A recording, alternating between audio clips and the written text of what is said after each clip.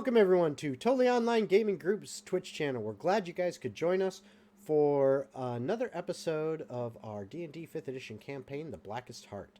Right now, and for our last few episodes, we have been going through what happens with each of the characters, kind of an individual episode or so, or two, as needed, to what happens to them during the 1 year approximate downtime that they are taking to while Diana is pregnant and going to be having her baby. So what everyone's doing during that time. And at this time, we are now with Eurydice and going to be going over her stuff. So before we begin that, as always, we need to give a shout out to our sponsor, Critical Hit Gaming Supplies. They're amazing, locally owned here in Central Florida, family-owned company that provides dice trays, dice bags, miniatures, things that you really even can't call miniatures, like a Tarrasque that is literally over a foot tall, that is amazing, as opposed to, yeah, me too, as opposed, and a whole bunch of other things like dice towers, all this stuff that they can do. Go ahead and check them out. I'm going to go ahead and put right there in the chat a link to their site. If you see something there that you like and you decide to purchase it, make sure you use TOGG15, that's TOGG15, when you do your checkout, and you'll get 15% off your purchase. Other quick announcements. It's getting closer and closer now. Oh, hey, we just had something happen. Oh my gosh, 22 months. Holy shit. Damn. But yeah, we have coming up closer and closer to it now. A website that I am working with some professionals to have developed called Lair D&D, which is basically Airbnb but for professional DMs, where you're going to be able to search an area for a date and time and a specific area to see, are there any professional DMs that are available to run a campaign for me and my buddies. So you can even do that while you're on vacation. Hey, we're going to go out on vacation to wherever. Let's search and see if we, have a DM that's going to be available out there while we're out there, so that we can maybe have them come and run a 4 or 5 hour game for us. So you'll be able to book a professional DM after looking at the profiles of all the ones that come up from the search, find the one you like, book them, and there you go. So that will be coming out probably within the next month and a half, 2 months. That website should be ready, and eventually an app to go along with that. Also, this summer, if you're in the Central Florida area, right here in Orlando, the weekend of June 16th, there will be a role-playing game convention called CritCon that myself and some other people I know are putting together. That will be happening here in Central Florida. We really hope that if you're into role-playing games, there'll also be board games, social games like Werewolf and things like that. So it'll be a pretty fun convention. It's our first year, so it might not be real big. So this is your time to get in on the ground floor for the first year of it, and hope to see you guys there for that. Other than that, just last thing I need to announce is next week, unfortunately, thanks to life and my work schedule, I will not be in town again, so we will not have a game stream out this coming Wednesday. But we will have our Tales of our Collaborative Build stream tomorrow night, and we've got this stream tonight. So I think that is it, unless anybody else has any announcements they wish to make. No? Okay. Then without further ado, we bring you The Blackest Heart. All right, and we are back. So, where we last left off, we had dealt with what was going on in Rasmuth's home city of Stonehaven, off to the southwest of the continent in the mountains where many, many dwarves live, mine, play, have commerce, and make many, many more dwarves. He went and visited his family, and the entire party pretty much ended up going to help him at one point, where they had a very interesting meeting with some of the other members of the more prominent clans in Stonehaven in order to try to make some trade arrangements and agreements between Stonehaven and Diana's kingdom, so that hopefully her kingdom could begin to recover from the devastation left there after by her mother's rule and begin to prosper once more as it did 20 years ago, before Diana left. So at the end of that, some bargains were struck, some deals were made, and then we headed back to the Shifter Kingdom, where Diana was getting pretty sick of Eurydice doting on her minute after minute, second after second, just always doting on her, trying to make sure that she's okay and that the baby's okay. Got to the point where, man, okay, Diana just needed a break. And said, Eurydice, you need to get out some more. Yuri, honey, I love you, and I understand you're trying to help, but get the fuck out of my hair! Basically. And thus, Eurydice decided, you know what? I'm actually going to go and check out where I am, according to Lee and all them, where I'm from. What's supposed to be my home. And so, thanks to Jacob's teleportation spells, and who else went along with you there, Eurydice? The dumbasses. The dumbasses, and Rogar did too, but since he's not here, He's not here. retroactively, Yeah. we're just saying he didn't come. We'll say he's there in spirit. Yes. He's there. He's supporting you from afar. Yeah. Yes. Yes. He's going. I pray for you, my sister priestess in Tenebris. Exactly.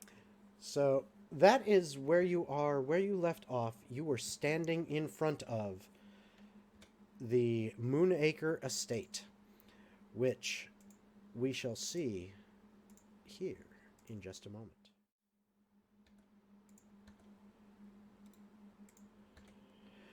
So here is the Moonacre estate, and in there,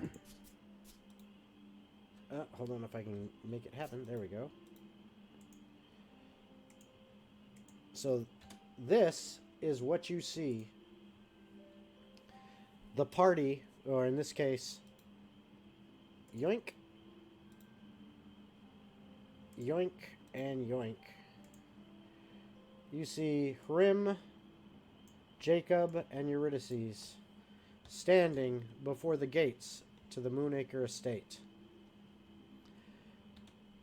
which itself Open. is nighttime. You see lights lit up throughout the estate, lining the pathway that is a marble pathway with a wrought iron gate that is supported by marble columns with magically lit blooming flowers glowing off of each of these marble pillars, and a beautiful blue moonlight-like glow coming from the tops of the pillars that frame the gate that leads to the pathway up to the front door.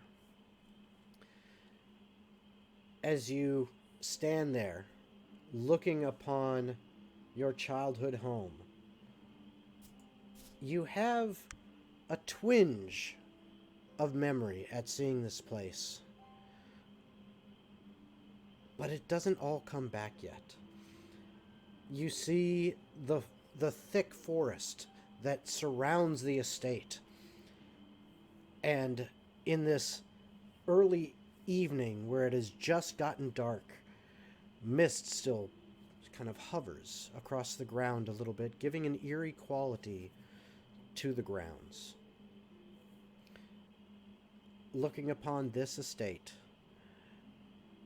the excitement you had walking through the forest on your way here from where you had teleported in slips away as that adrenaline rush of being free in vaguely familiar places where joy and love and excitement filled you as a child, or at least as a younger version of yourself, only a few years, seeing your home, all of that slowly fades away as apprehension creeps into you and anxiety starts to fill your heart, knowing that whatever lies beyond these gates, the truth is there somewhere. So, Jacob and Eurydice, that is where you are, standing in front of these gates. What Well. are you doing now? You said I have that sense of dread, correct? Mm-hmm. Eurydice. Eurydice, looking at this massive and opulent estate, and with that dread inside of her, she's just gonna turn around. She's like, "Nope, not today. Bye." I mean, what? No. I mean, are we just going? I thought you wanted to do this. I do, but this brings up feelings that, say, do not deal with. Well, I don't really have a way to send us back yet. Yeah.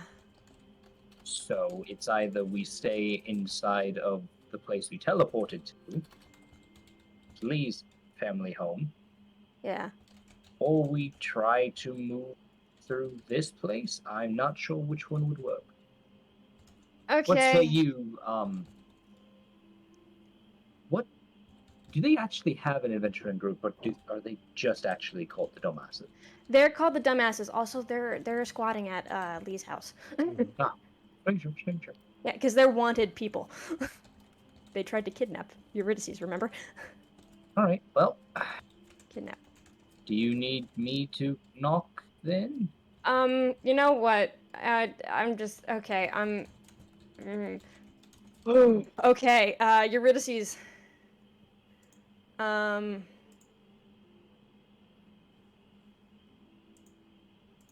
Eurydice will step up. She'll just either knock on the gate or just open the gate and just walk up to the front door. She's just walking. Okay. So, go ahead and you can select your character there since you're in. And you should have permission. You can walk up to the gate. And I guess Jake will kind of follow. At the touch of your hand, the gate glows. And even though you can clearly see, especially with your normally high perception, that there is a bar locking this gate closed, as your hand touches it, the gate glows with this faint blue light. The bar swings out of the way and the gate opens up without a sound, just swinging open gently, as if it recognized the presence of a member of this household. No, not that was spooky at fancy. all. Yeah, fancy, not spooky. Right. Let's keep going. All right. And All right. she just Send Rem. Yeah. Forward. Grim kind of moves in, and you. It's a little too much for me to control this and like RP at the same time, so I'm no just problem. gonna. I'll take care of moving you guys. Okay, thank you. Mm-hmm. And yeah, she's just gonna go up to the she's determinedly marching forward. There are no thoughts, just marching forward. Mm-hmm. No And, thoughts head empty. Yep, exactly. and you're just going. Almost a determined, confident walk. Just blindly. She's straight forward. There's nothing to the sides of her anymore. Just straight forward, tunnel vision. That door is gonna get knocked on. Yeah, and Hold on. and surprisingly, Jacob, give me a perception check. Sure. 15. 15. You have never seen Eurydice like this ever before. She is so focused in on things that you can tell she is completely unaware of anything else happening around her. She's almost really not even aware of your presence. Even though she knows you're there with her, you brought her there. It's like she is just, dialed in on one thing so much that an ogre could fall out of the sky next to her and she wouldn't even realize it. It's kind of unnerving based on what you know of her and how you've seen her behave in the past. This is something completely different. Right. Oh. He'll continue following behind, just kind of keeping an eye out. Okay. Just making sure that she's okay. All right. And she makes her way up the staircase to this grand stone door, double doors that are ornately carved. They look like they're made from just a extremely heavy and secure granite. Yet, even that type of stone, you would think that it could not be beautiful. It would only look functional. But based on the way it is carved and the graceful swooping curves and like arch designs that are put into this stone, it actually is beautiful. Right. We've made it to the door. Yep. She's hesitating for she hesitates for a second, and then another second, and then she just knocks on the door to Okay, so you knock on the door. Yep. Stand there and just wait. Yeah, hold on one second. Okay.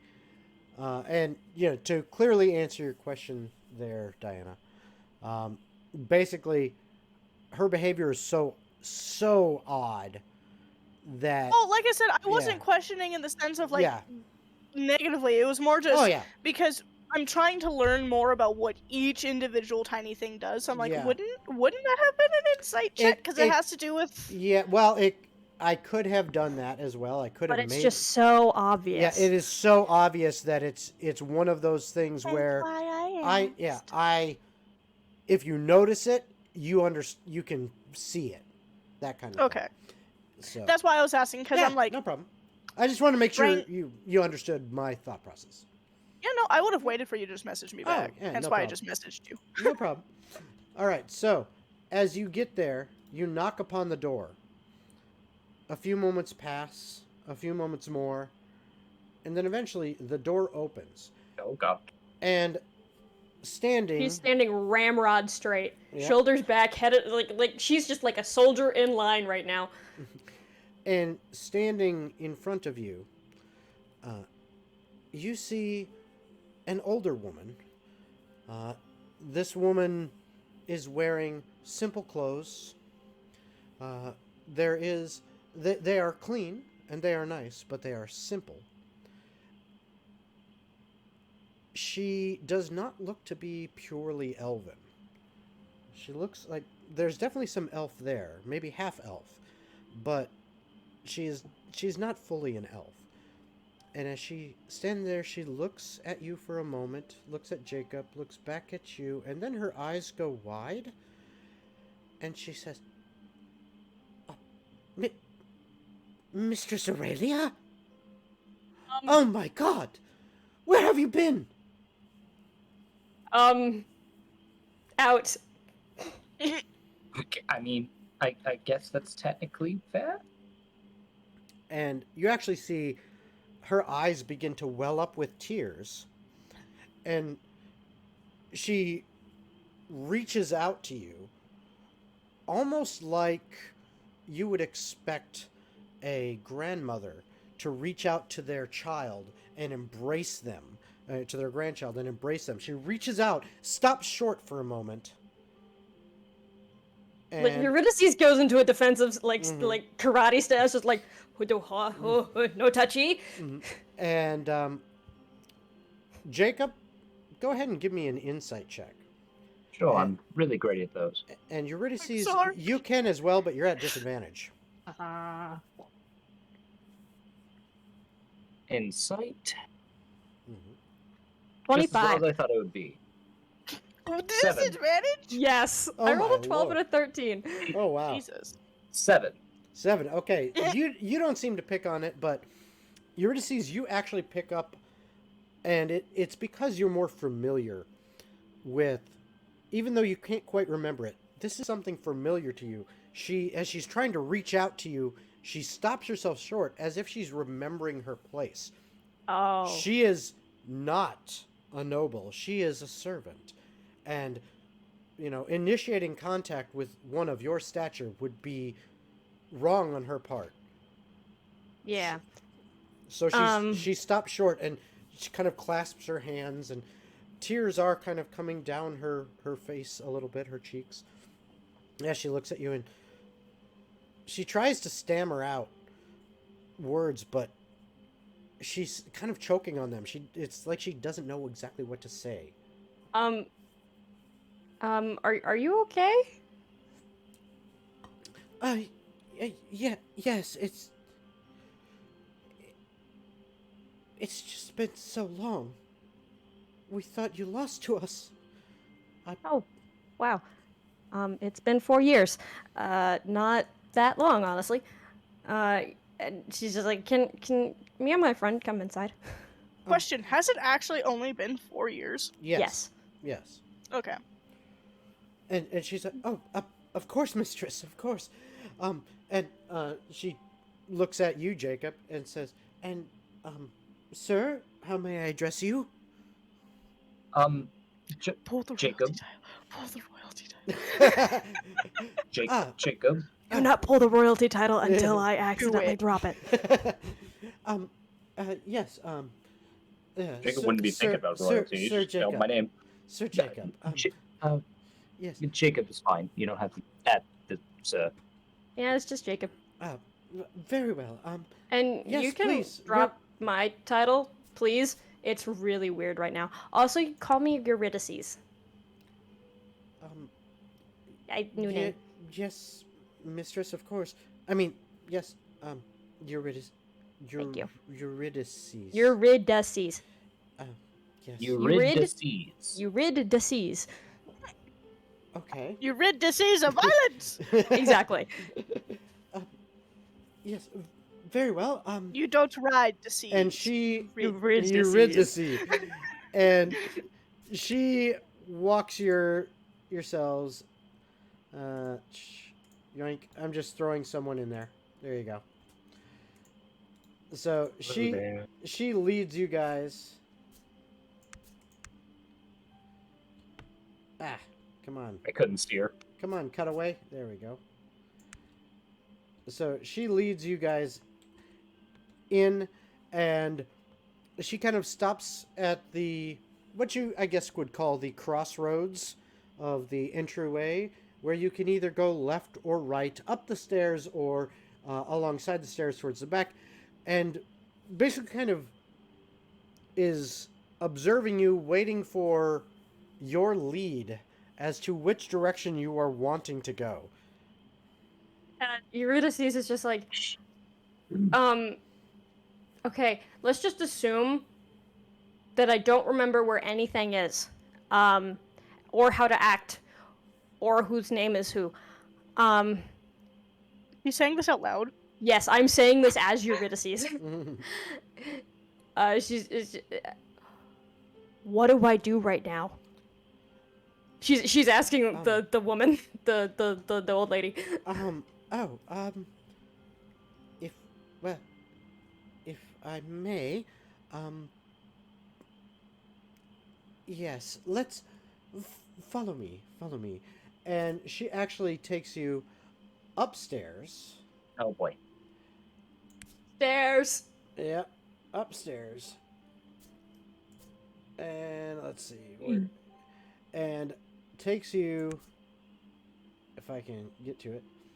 If you follow her, she goes up these stairs here. And then comes around down the hall a little bit. I'm walking into a gate. Yes. That's why I pick up and drag. Yep. I just teleport. Yep. So, back up here. Leads you this way and comes to a door that she opens up, where she kind of steps to the side and, kind of does the arm sweep motion to usher you past, and directs you and says, your room. And oh, cool. Is there anyone I should tell that I'm here? I'll handle that for you, mistress. Okay. I mean, Eurydice. Thank you. And I would like a chance to interact with the maid. Absolutely. You will be getting that very, very shortly. Yeah, I know. That's why I'm saying it so that way it's not just a go and fetch her and come back. I would like to actually interact with her for a moment. And Jacob, do you follow Eurydice into the room? Eurydice will be like, "Come on, Jacob, please, please." Okay, and as you begin walking in, the woman kind of looks at you, and for a second she puts her hand out to kind of stop you, and he'll get his own room later. I just need him in right here, right now, until and for now. And then that doesn't sound please, with a little bit of a. I just need him right now. Yeah. I need him in my room. Yeah. He is my friend and my confidant. Yeah, and I'm a nervous wreck. But right now, she does kind of give you a look. Like, this isn't really this isn't really proper, but you are, the noble. I am not. Eurydice just like gives her just let this happen. Okay. And so she calmly shuts the door behind you guys, and she makes her way across to the other side of the hallway, goes to a door, knocks. I don't know why they put two doors in there. Goes to a door, knocks. Medea, you hear a knock upon your door. You best have a very good reason to be disturbing me this late, Lana. Mm-hmm.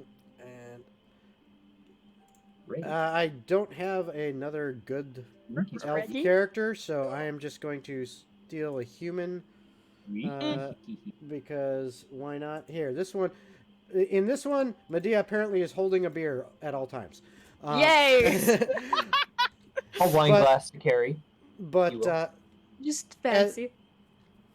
Now, do you go and answer the door, Medea, or do you just say, kind of shout that? She says that through the door. Okay. And Lana says, Mistress, we have a visitor that I think you should know about. Your daughter has arrived. Get in here and close the door. Yes, madame.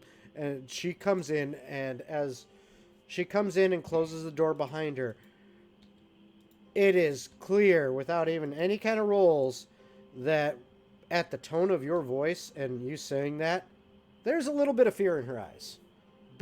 Just based on what you said and how you said it. Please correct me if I misheard you. My daughter. And with some tears still kind of welling up in the corner of her eyes, she says, Yes, madame. And a male guest. And an Was he a half-blood? No. He was human. I see. And you're certain it's her? I would... Mistress, if I may be so bold, I would stake my life on it. I see. Tell me, how was she acting? Very odd. She did not act as she once did. She was very... I do not mean to be offensive, but she was rather coarse and a bit rough.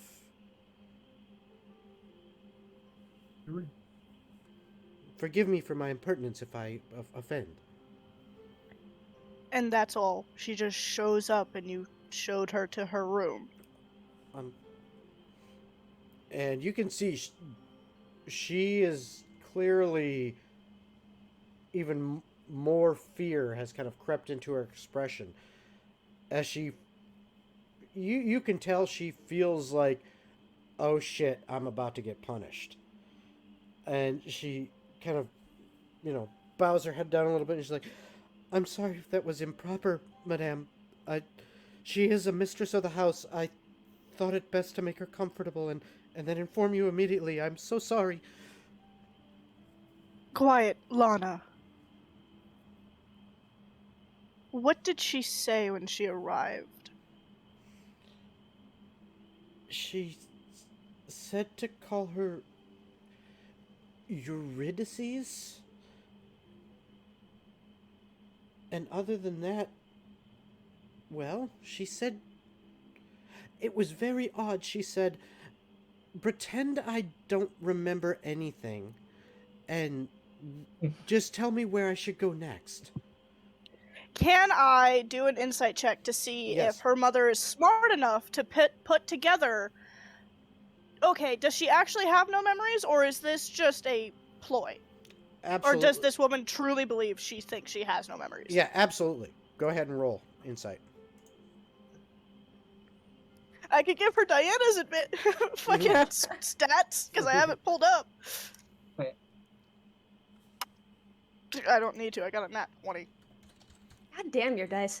I'm sorry! Everyone hates it. I hate it sometimes. I don't do it on purpose. No. Dana, you're welcome. Right? I am just the thing is, it's not even with just this dice anymore. Oh, really? It's the luck has transferred. Oh. Damn, it's any fucking dice I use. Transfer that luck over to the rest of us. Come on. I try. I do. Both, like, our friend Casey, Nick, Zeke, they all hate it. And I can't do anything about it. They physically watch me roll and see me get high-ass rolls. That's insane. You know what? At least there's one thing I'm lucky in life. At least it's dice. Hey, that's not a bad thing to be lucky at. Yeah, go to so now you just need to go to the casinos and make that luck go to work for you. Plenty.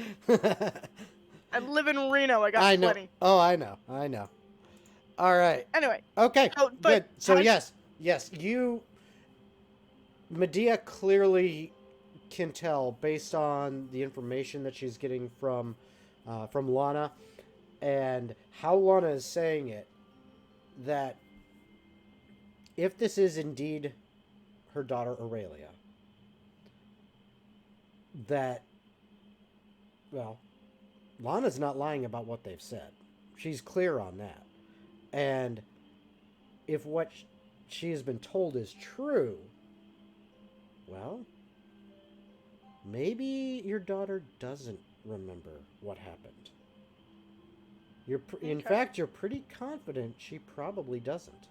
Yeah, because I imagine if she's as smart as you explained, her brain is going, if she remembered, she would not have shown up civilly. Because her daughter was never civil. Exactly. Yeah, exactly. She always had a wild streak to her based on the stories I remember you reading of her past. So if she remembered what happened, she would not come knock and ask to go to her room. No, she would have stormed in. So that's where my thought process is going for her. Yeah. Sound about right? Yep. All right. So after that, Medea is going to stand up and walk over to Lana and go, you and the rest of the workers on this floor, your evening is done. You may return to the workmen's chambers. And I want this floor cleared aside from me and my daughter. And she gives a hasty bow / curtsy and says, yes, madame. Backs out of the room very quickly and scuttles off, closing the door, quickly, but gently behind her. And that's the last you see of her. She's then going to go to Eurydice's door. All right. Oh boy. So, and she's going to rapidly, urgently knock on it. Okay, and I'm just. And all you will hear from the other side is, Aurelia, Aurelia, are you in there? And Eurydice will be like she's. Whoa! I transported to the bottom floor. So you like dimension door or misty step to the bottom floor? I don't know. My character model just like went. She's not kidding. You mean your character actually went to the lower floor? The little figure just went down a floor. There. After like she and Jacob would have been like, or like Eurydice would have been like exploring the room, like opening stuff, and probably Jacob's just standing there, just like what? There we go. Now you're on the correct floor. I'm sorry. Is there anything I need to do? Do you want me to just kind of? Your emotional support right now. You're my body double. You're the calm one. You're staying here. Oh. Body double? I don't know. You're here, and your presence is making me calm. I'm glad I can be of assistance. Thank you. More persistent knocking. Okay. And Eurydice would go up to the door and open it and be like, "Hello, who are you again?" The moment you open the door, does she look like her mom? No, she's got. I sent you a picture of her. She's got. I know, but look, I saw brown hair and clothes and elf features. Yeah.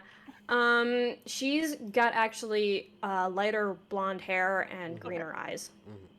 Her skin is also tanner. That's fine. The moment you open the door, you see Medea standing there with tears in her eyes. And the moment she sees you, they start falling as her face twists up. She's like, "Oh, Aurelia, I thought I lost you." And immediately start crying in front of you. And just saying things just, "Oh, thank Tenebrous you've been brought home to us." And she truly looks destroyed at how long you've been gone. Okay. And that you were missing. And if I need to roll a performance roll, I can. Yeah, I would say yes. Well, it's actually not performance, deception. Okay, I can do that. Mm-hmm. Do we need to roll insight? If you would like to roll insight, you may. So, here's where I have a question. Baffled. Yeah. Here's where I have a question, because I'm only using flat rolls with no modifiers.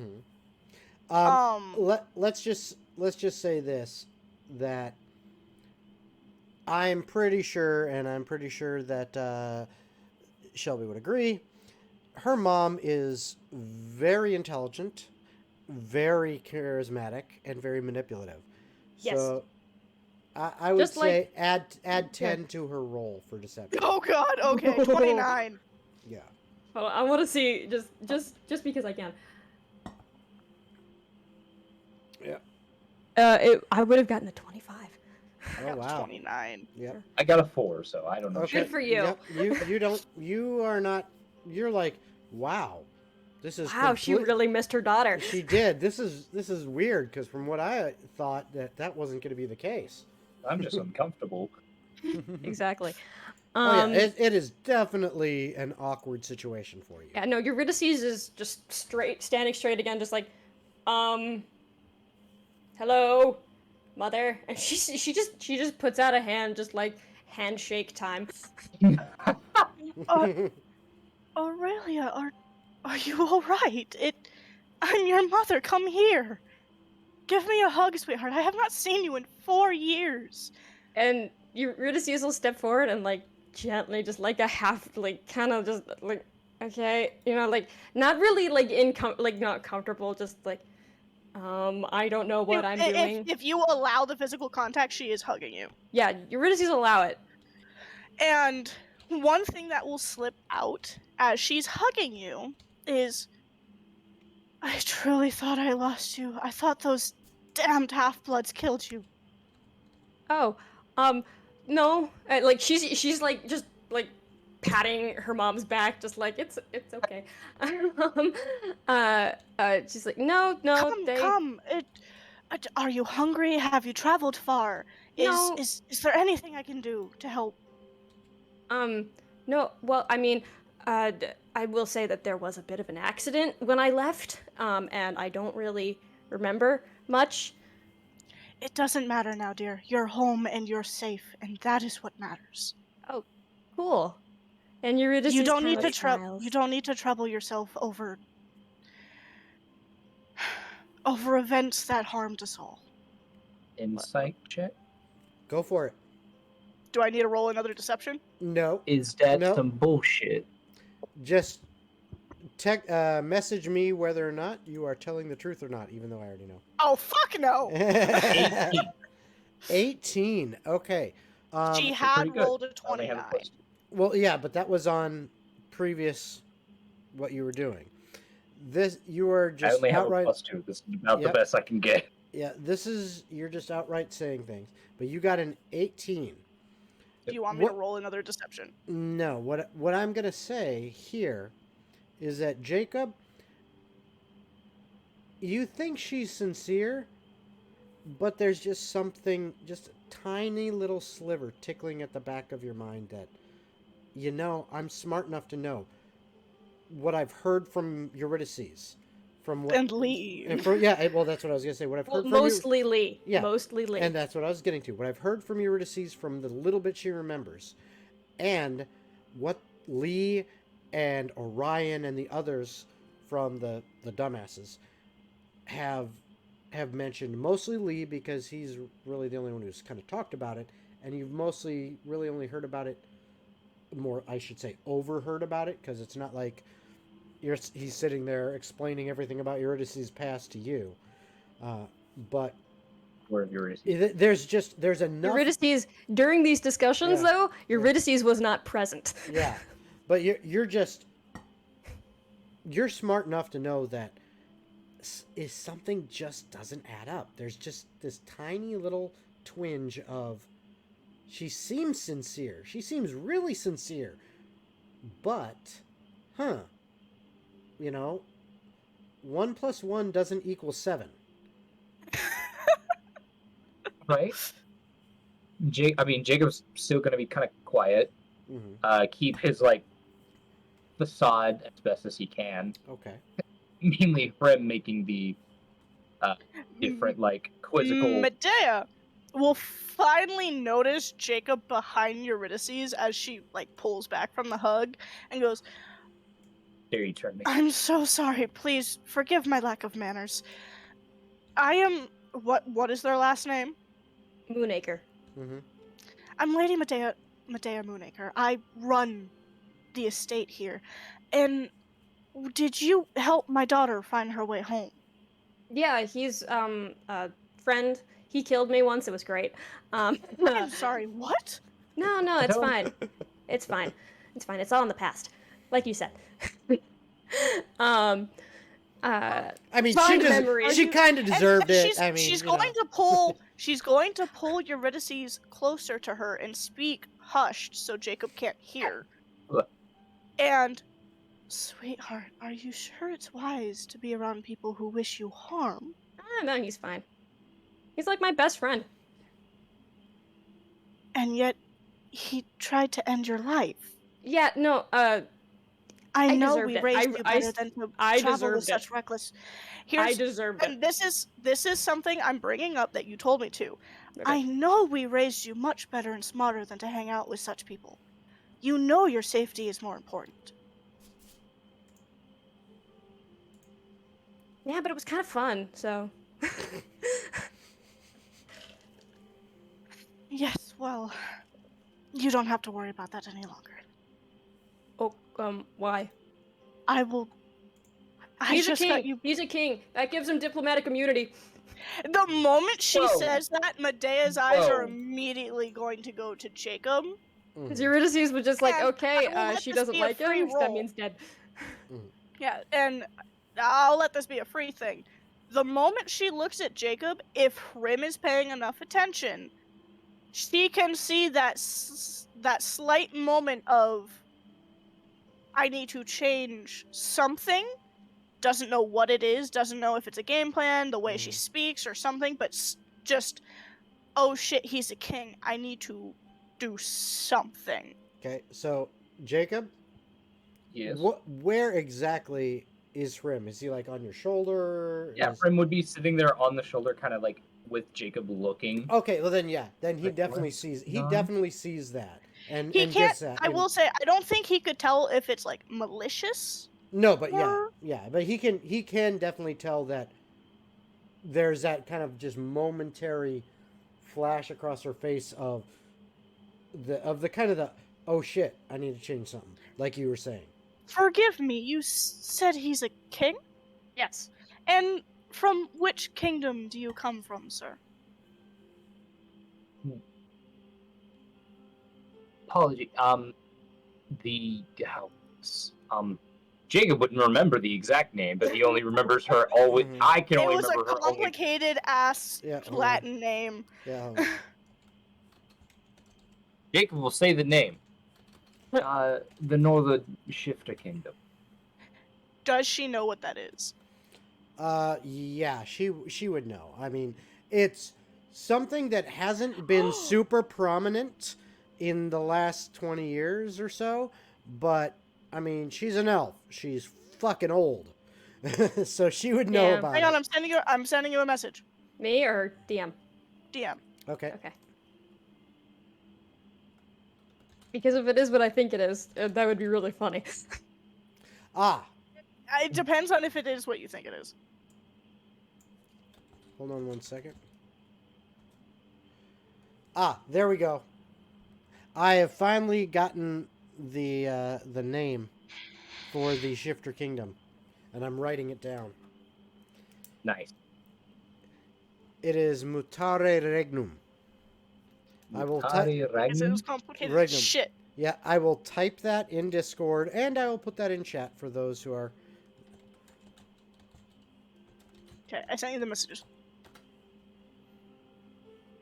It's just a yes or no question. Yeah.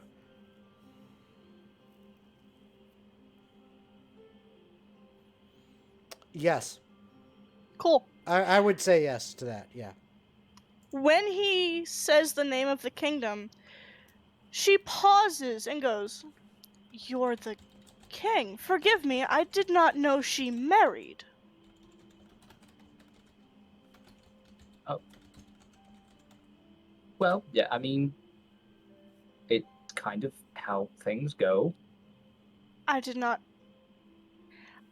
Forgive me. I did not think you were her type.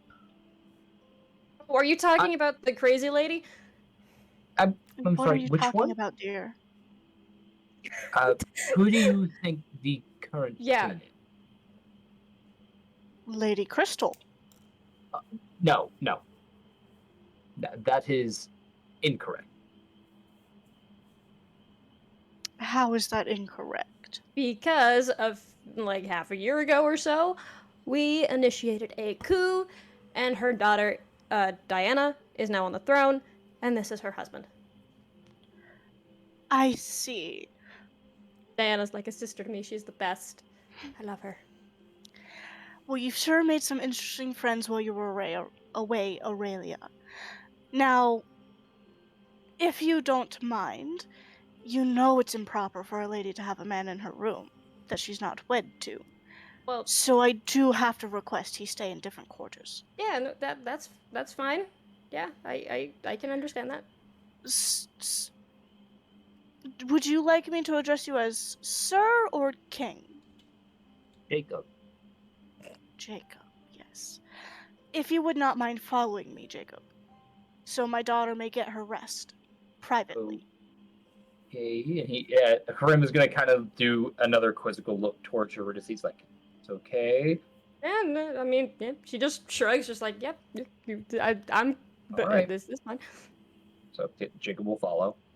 Okay, and do you lead him to one of the other guest quarter rooms? On the other side of the floor. Well, yeah. Well, it's actually on the floor above. That works. That's why I was She's just asking. separating them. Yeah, there's... So, she actually takes you, Jacob, and you end up going all the way through the house and up the stairs. You get to be in the attic. you get to go up a floor. Oh boy, my very own room. Yes, and up this floor, you actually... come on. Place it down. There we go. You are brought to one of the guest quarters rooms. And I don't know why the builder, which I need to mention this real quick. I forgot to do it earlier on, but I may have. But thank you to Cialapa. This is the Mansion on a Cliff mansion. That's what this build is. It's Mansion on a Cliff by Cialapa, P-S-I-A-L-A-P-A, on Tales Tavern. I took this board and put it on here. I did a little bit of adjustment of my own to it, but the mansion itself and all that is Cialapa's, so shout out to Cialapa for such a beautiful build. All right, and sorry about that interruption. Back to it. But you are placed here, and so if you can see where I put you now. Mm-hmm. Yeah, I teleport up to it. All right. Jacob will... And Chris and Medea, you're up there because you took him up there. Yeah. As they're walking, once they're out of earshot of the room, she's going to turn to Jacob and go, I must request your apologies. I was not aware of what had been going on up north. Last I heard, your wife's mother was in charge of the kingdom. But brain, give me a moment. Because it's hard for me to maintain this. Yeah. I give you both well wishes for your marriage. And I hope you may bring much better fortune to that kingdom. I appreciate it. Miss, do you prefer me saying Miss, or is Medea okay? Lady Medea is just fine. Lady Medea. Jacob is just like thrown off. I don't normally call anyone by their noble shit. Lady Medea. Is it Medea or Medea? Medea. Medea. I think you pronounced either way, honestly. At least it's not Medea. Yeah. Proper English. Lady Medea. Don't you mean proper Elven? Sure, proper Elven. That works. But no, she will look and go, yes. This is a very well put together home. I thank you for the compliment. It has been generations of care and effort. See, and Aurelia, she's been gone for 4 years, I believe you said? Yes, it was very unfortunate what happened. What did happen? Well, there is a half-blood family who has strife with our own. They tried to kidnap and kill my daughter. She went missing that same night after the captors were arrested, and we could not find her since. Okay.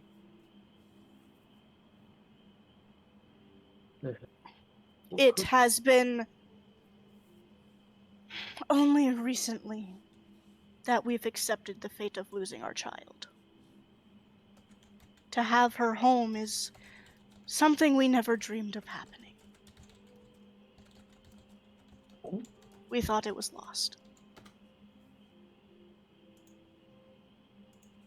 That's not good to hear, but good to hear that, I guess, that she is back. She's our only child, and she was everything to me.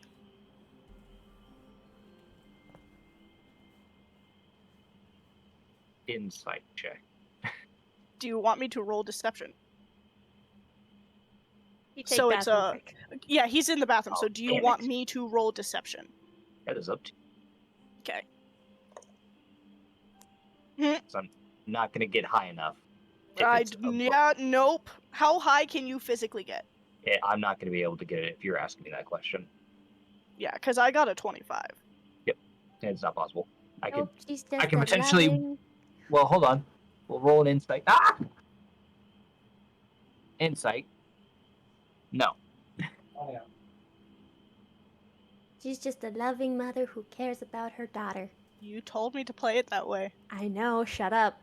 Am I doing well? Mm-hmm. Oh.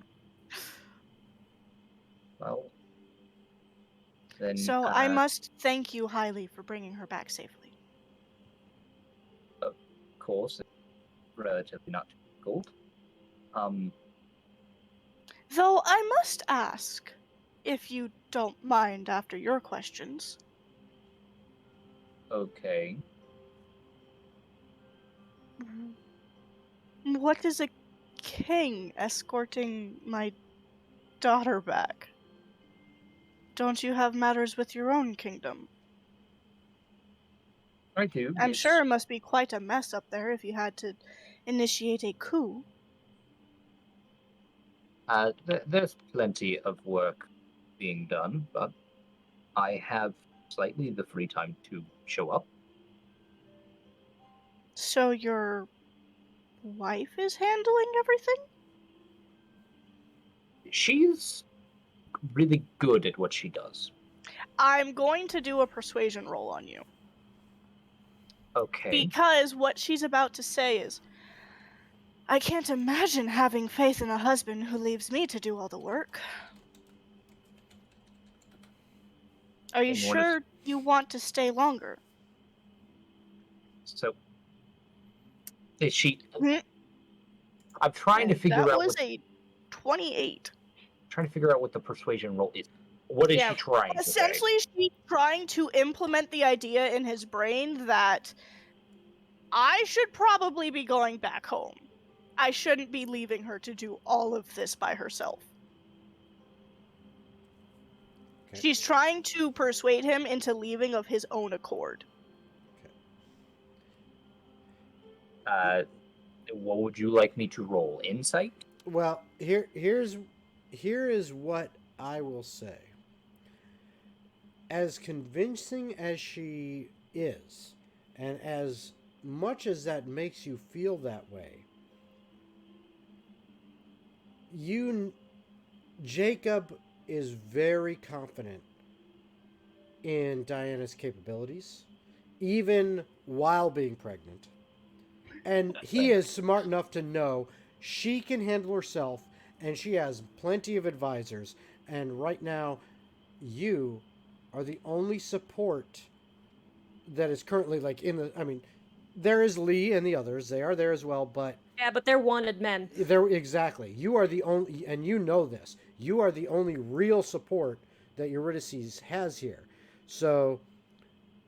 I knew he wouldn't leave. She's just trying to mess with his head. Yeah, yep. So, you don't need to make a roll, but you know that, yeah, you know what, I'm not gonna leave, but damn, her argument is very, very on point. I mean, she makes some good points, but you're just like, you know what, I know my mission, I know what I'm here to do.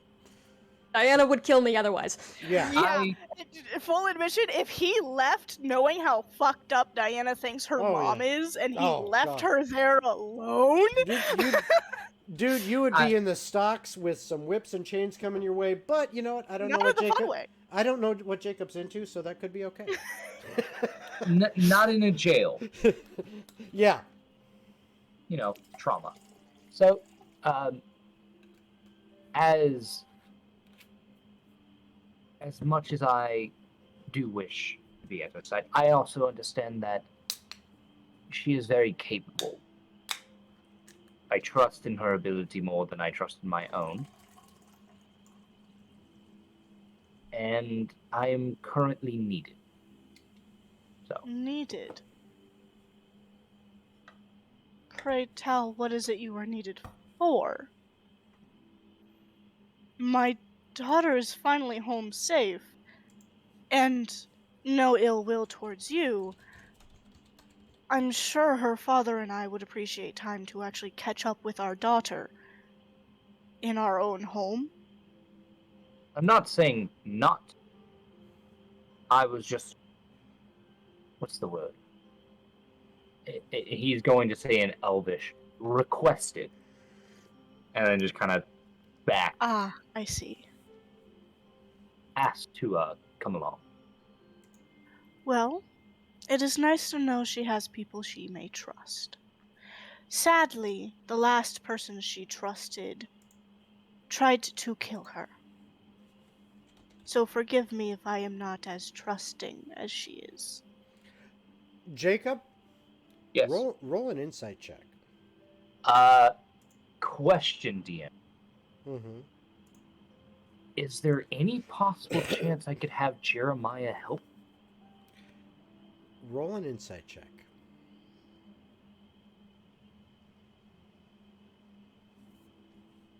An insight check for that insight check. 15.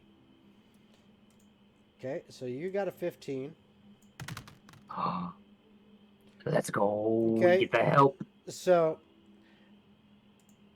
as you are, kind of listening to Medea's words, you hear Jeremiah whisper in the back of your subconscious. And he got 10, which added to your roll. So you have a 25. Woo! And do you want me to roll deception? No, because you're actually see not. How good she is at this? You're actually not deceiving. If you Isn't it though? No, because what did she say? She said the person you last trusted. Well, she did trust her mom at one point. She's also made it very clear she's putting all of the blame on Lee and his family. Oh yeah, she is. But so anytime she speaks about it, she is referring to them. True, but what she said is technically not a lie. True, sort of. So she's actually being truthful. So she's not actually deceiving. Actually, question. Pause. Question. Mm-hmm. Shelby, did Eurydice ever actually trust her mother? Yes. See? Okay. Yep. I was watching Shelby's reaction. I had to ask. I was watching Shelby's reaction to that, and she was like kind of nodding. So I was like, "Yep, okay." So Medea isn't actually lying, but you hear this whisper in the back of your head from Jeremiah, where he says, "This seems strange." And it makes you focus more on the words that she chose and the words she used. Once again, she's not lying. You don't feel like she's lying. In fact, you believe that she is 100% saying the truth. But there's just a tingling in the back of your consciousness, and it's not Jeremiah, even though he was there, that something is a bit off here.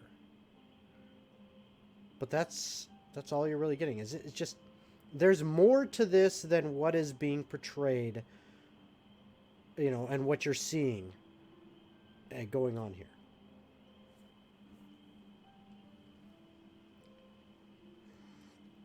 Okay. And in fact, I would go so far as to say, with as high as your intelligence is, and as smart as you are, that Jacob is able to discern that Medea is obviously, she seems to be sincere in all things, but I'm married to a bard. I honestly the most fair thing. I know how I've witnessed how convincing someone can be. The best way I can describe this is he has watched Diana tell the truth in omission so many times. Yep, and you are smart enough to realize that Diana uses the same tricks. And if Medea is doing this, if she is just as good as Diana or close enough to it, that if it weren't for what, that kind of ability, that there would be things that you would easily be able to see going on here. But she's potentially obfuscating something. You're just not exactly sure if she is or not, because it's just a little twinge that maybe there's a possibility. I'm just not exactly sure. Now, are you going to call her on it is the other question. Oh, yeah. Strange. Does he say that out loud? It's more to Jeremiah. Okay. I'm just making sure. Well, I definitely understand your distrust. I can assure you that I don't mean any harm.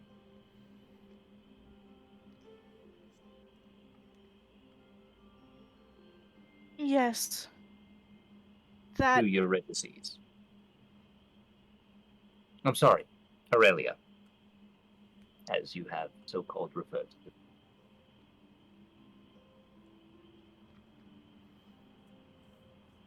I just trust you will understand when you've overstayed your welcome. Oh. Ouch. I hope you rest well. And then she will let him into the room, close the door, and go back to her own quarters. Okay. Jacob is now gonna do some funky thing. Okay, so... Do it. I have to send Jason a question real quick. Go for it. So Medea leaves, and she's out of the room, so what are you doing, Jacob? And I'm waiting for your message to Diana. So Jacob's first thing he's going is he is going to, this may be a little complicated, but it should work in theory. He's going to have Hrim sit on the bed. Okay, hold on. He's going to take... Need to grab us some Hrim. We lost our Hrim. He's over in the room still. Yeah, I know. I know. I need to go grab him. I can just put here, put him down here, boink, and then I can do this, yoink. He's here. Oh, you got him. Okay, good. All right, there we go. So Jacob's gonna put. He's sitting on the bed. Jacob's going to, because this trick has worked plenty of times. He's going to take off his cape. Okay. And he's going to wrap it around Hrim. Okay. And he's going to let Hrim know. Right? So here's how we're probably going to do this. I am worried that this may get in some trouble, so to speak. I'm going to bring you back into them.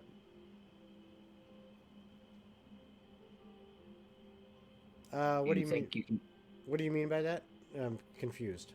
So he has currently tied the Cape of the Montebank around Hrim. Okay. Okay.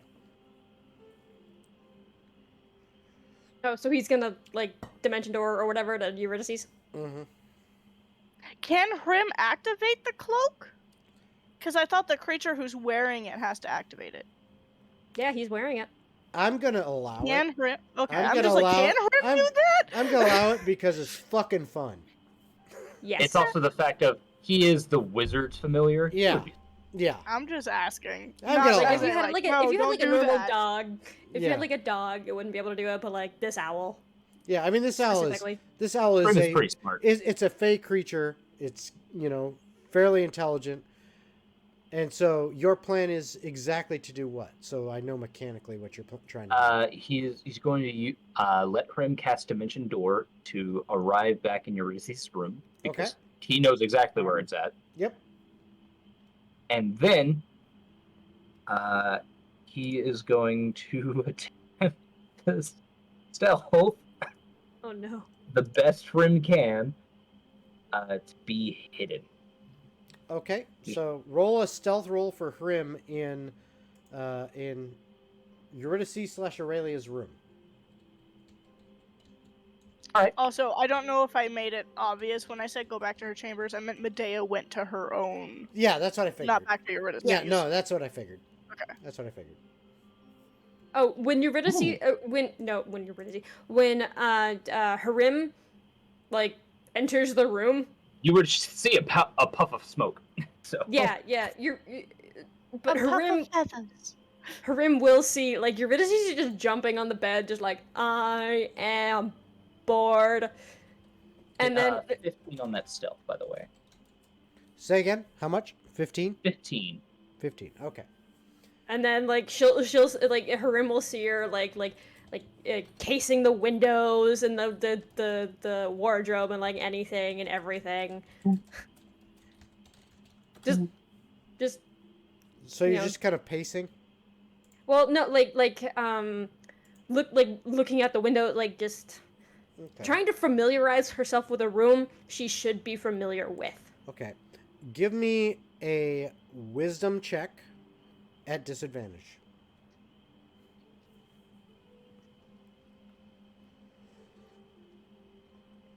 Nine. Okay. This room, it feels foreign. It feels alien to you. Yeah. It's like, this isn't my home. I don't know if it ever was. It's just not, it doesn't feel right. Yeah. Then Eurydice's not trusting anything is gonna just sit in this corner. Like, she'll get, like, a pillow and, like, a blanket or something to make it comfortable, but she's gonna, like, bunker down in that corner. And, like, just so she's got a view of, like, the entrance and, like in case someone comes in, and then she'll just trance there for the night. Okay, so you're able to see if someone comes in, but you also have, like, a view out the window if you want. Yeah. But she's not sleeping. You're just going into your trance. Yes. The one elf, she does not. The one elf in the entire world that can actually sleep, and she chooses, no, fuck that, not tonight. Because she's not comfortable. She doesn't feel safe right now. Oh, no, I get you. She only does that when she's with her friends. When Hrim arrives there, Jacob is going to pull out his wire, pass the message. Hey. And yoink, there's Hrim. He has arrived. Ah, yes, the bird. Now I can actually go into the room. He actually appears right in your line of vision, basically where he was kind of hovering before when he was on Jacob's shoulder. He's kind of right there. He's actually wrapped in a giant cape. You basically see this bird with a cape on it hovering in the air for a second, but then the weight of the cape forces him to the ground. Yeah. Eurydice will just like go over, pick up Hrim, hold him kind of like a teddy bear, and then just be like, "You are my stuffed animal for the night." Jacob is also going to send a message saying, "Hey, if needed, I don't know how intelligent your mother is. Maybe hide the cloak." Got it. And she'll with all the casing, like all the looking around, would she have found a good spot to hide the cloak? Give me an investigation check, and it's this even with your distraction and everything going on, this is something that has become second nature to you. So it's just normal investigation, no disadvantage or any problems. 23. 23. Yeah. Even though this room just does not feel right, it's weird. You instinctively walk over to one of the bookshelves. And even though it doesn't, they didn't put bookshelves with actual books on them in this build. But you walk over to one of the bookshelves. You take 5 books in one. You pull them away and set them down on the ground. Reach behind it.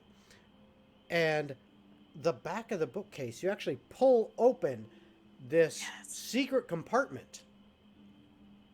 And there's actually a decent amount of space in there. You can easily stuff the cloak in there. Is there anything in there, though? And you beat me to it. Oh. Because Eurydice, she finds a secret spot. She's going to be like, ooh. There is a leather-bound book. Small. Maybe about 6 inches by 4 inches. And like a couple inches thick. And it's got a ribbon strap kind of tied around it, and tied, looped into that ribbon strap is a quill, and then sitting next to that in there as well is a little jar, obviously like an ink jar. And roll another wisdom check. This time no disadvantage. 17. You know this book. You wrote this book. This is personal. And Eurydice, because she still has a disconnect from Aurelia and herself, she does not touch it. Yep. Perfectly fine. Yep. It's something about it just makes you go, huh. I know that. I did that. Or at least the other me. The other me, yeah, exactly. The other me did that. Yeah. As far as she's concerned, that's a different person's stuff. Yep. That she shouldn't touch it. That'd be invading someone's privacy, even if it is her own. Fair enough. So she just dusts the cloak in there. Other than that, there's really nothing else in there. Actually, go ahead and give me another investigation check.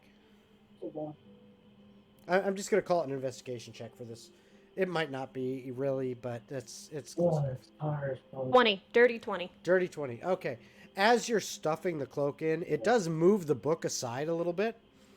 And as that moves aside, you see a small little pouch.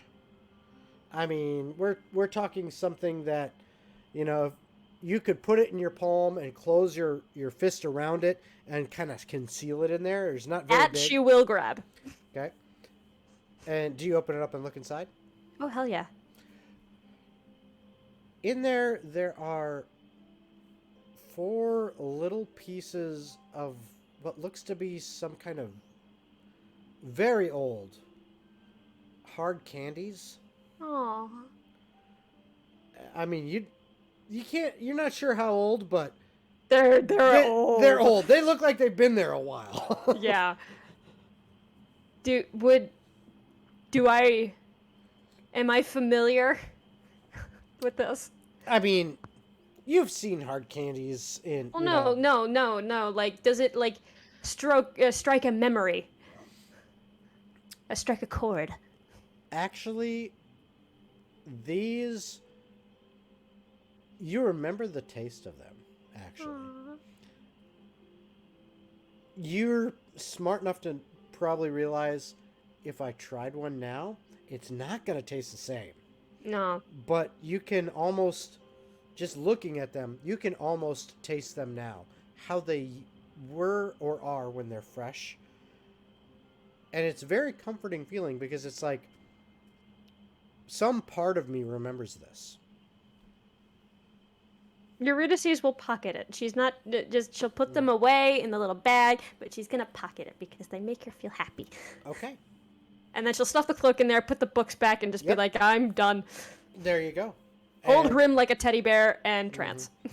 And he actually kind of snuggles into you a little bit. Yay.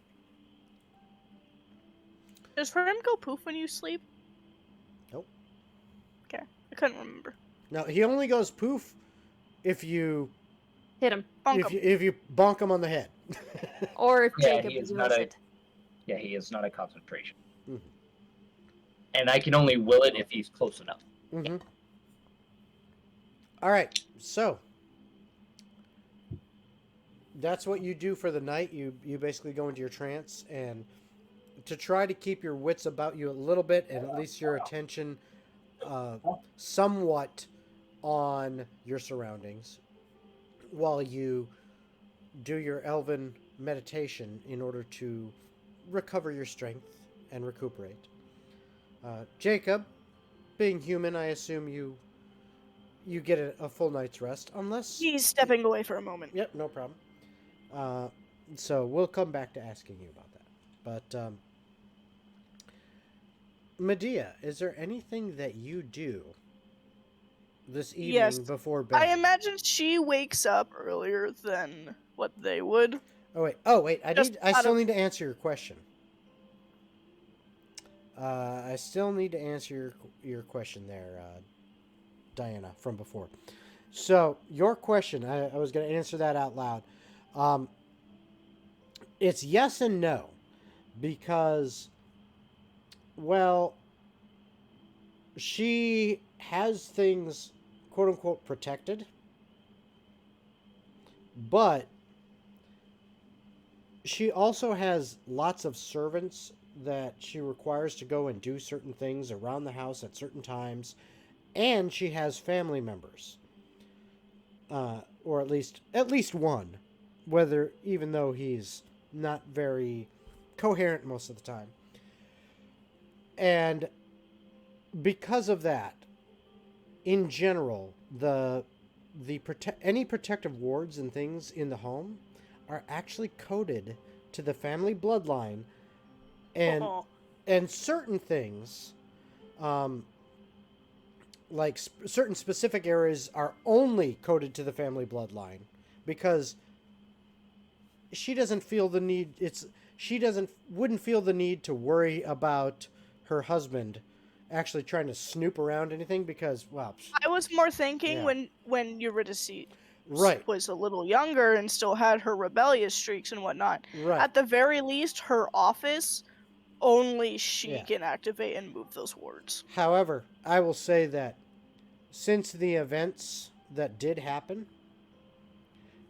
I would think that when it came time to renew any of those wards or spells, she felt like what's done is done. You know, that's fair. I don't need to worry about that anymore. It's a much easier spell to tie it to a bloodline than to make it a more powerful ward. Can I play devil's advocate? Yeah, absolutely. They never found a body.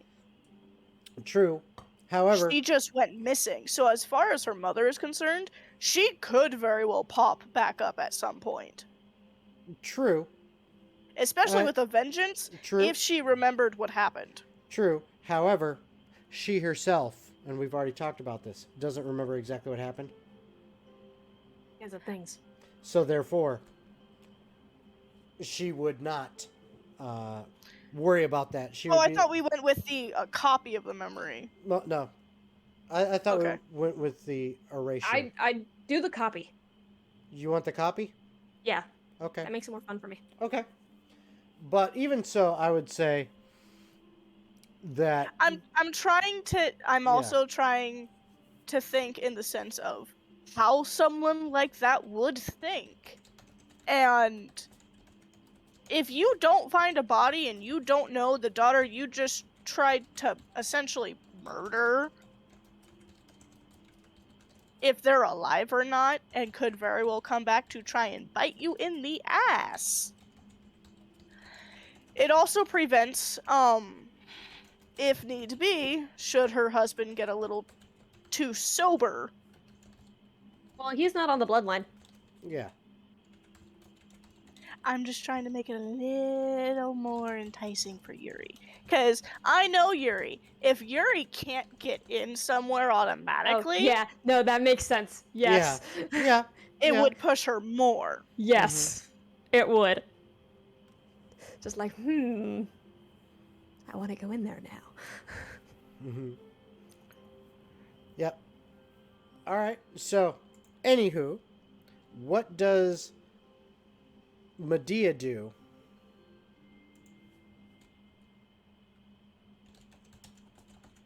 You get where I'm coming from? Yep. Okay, so what does Medea do this evening? Medea, when she wakes up, the first thing she is doing is those within their servants, workers, whatever you want to call them,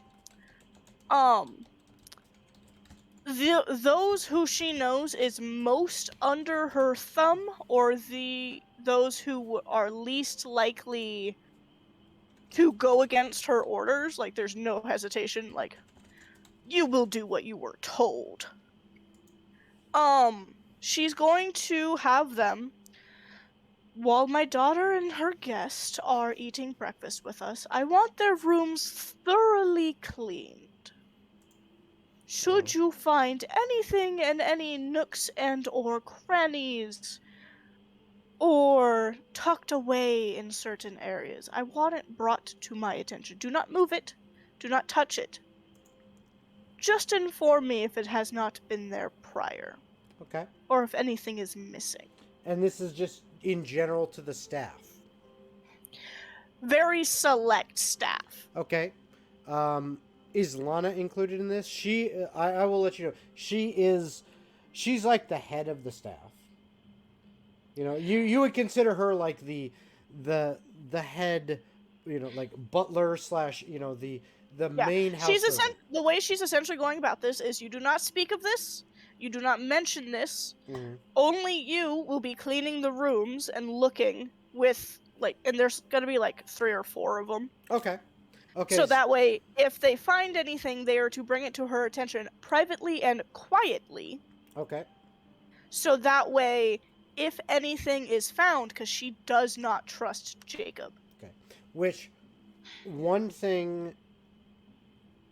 If they don't find hiding places, that's fine. It's more she is doing this to cover her bases. Exactly.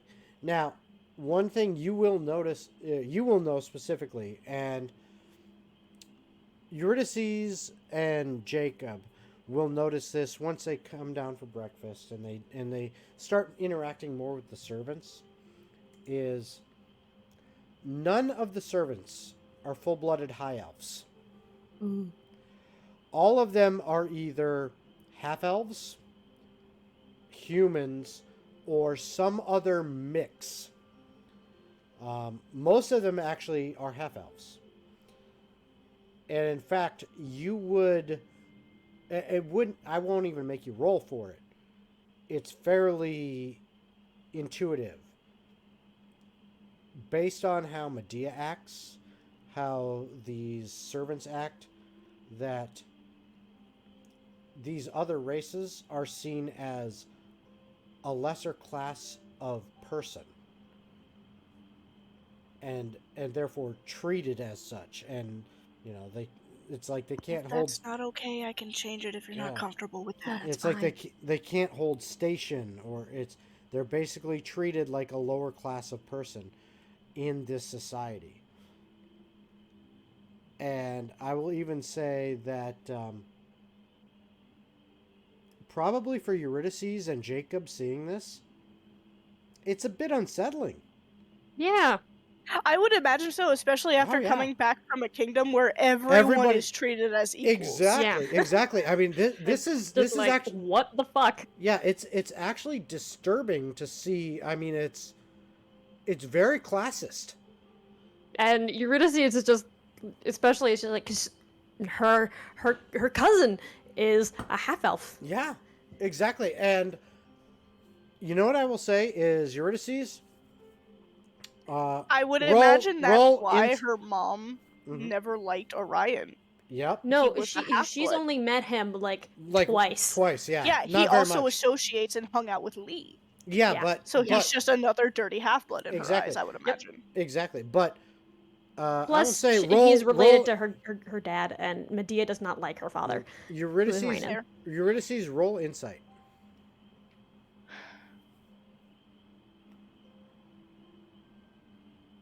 19. 19. Okay. Hold on. Yep. I'm trying to be as true to a rich bitch as I can. Oh yeah. You I mean, are doing wonderfully. I will say it's you know, this is Shelby's character's, family creation, but from what I've seen, you're doing bang up job. Okay, no, we're good. We're good. All right. So 19. Gotta love being able to like draw upon your own trauma. Yeah. So you're doing a bang up job. So with that 19 insight, you are actually very disturbed by this. Like, seriously, because wait a minute. Is this how it is in this entire kingdom of Bren Kulith? Are the high elves just full of themselves, snobbish, thinking they're better than everyone? Because if so, what the fuck? No. And Eurydice, she is strangely quiet about all of this. Okay. Like normally she would be like, I imagine Eurydice sitting there and she can just hear if Diana were here.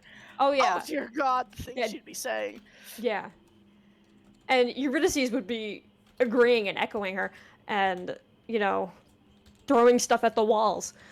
But Eurydice is calm and quiet and not bringing it up. Okay. Just good. very, okay, this is weird, but I just gotta go with it, I guess. Mm-hmm. Yeah, I mean, it's just one of those things that seeing, classism and or racism firsthand. Yeah. When before everything that you can remember, and it's not been like that. And it's not out of like I don't want to get involved because then what if that brings the attention onto me? It's more of it's more of the gut feeling of the gut going into a familiar rut of don't make noise. Okay, good. All right, good to know. So, Medea, you have that conversation with Lana and 3 of the other servants in the house. That she is very certain will not tell the other servants, will not spread rumors. Exactly. They will obey the orders they've been given. Yeah, and one thing that Medea, you know Lana.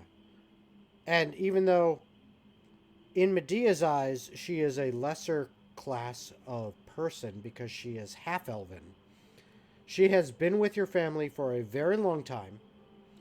And she is trustworthy, and that is why she is the head of the servants. She's a Dobby. Yeah. But that is why she is the head of the servants. And same with the other 3 that you interact with. They have been with the family a long time. You know them. You trust that they will respect your wishes and do exactly as you say. That's why they've gotten to the position, so to speak, that they have gotten. Okay. So, sure enough, Lana, goes with the others and directs them. There is one thing Medea is going to say to Lana after the other 3 have left. Okay, what is that? Lana's there. She's like, yes, madame. Check her old hiding spots. In her room. Yes, madame. I will do my best. You're excused. And she takes off. Now, not very long after, and now, and let us change. Let us pray. Yeah, let us change the. It is now morning time. Okay, so the sun is up. The fog is gone. and it is morning. You all head down for breakfast, which is on the first floor in the northeastern corner of the house. Which, yoink, there's the Jacob. There's the Eurydice. Okay, so you head... There is going to be a comment said at breakfast. No problem. That is probably going to cause both Eurydice and Jacob to be very angry. Hey, it happens. It happens. Because I'm imagining if she's this classist and what seems to be almost racist. In general, I mean, there's gonna be a comment said. Yeah, in general, that's bear with me as I say it.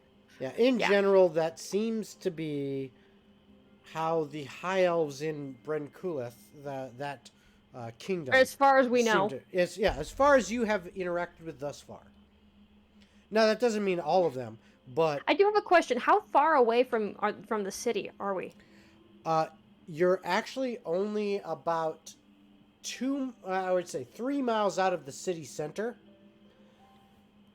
And this is typically where, like, some of the higher up nobles, they actually have their estates that are large swaths of land that sit outside of the city proper.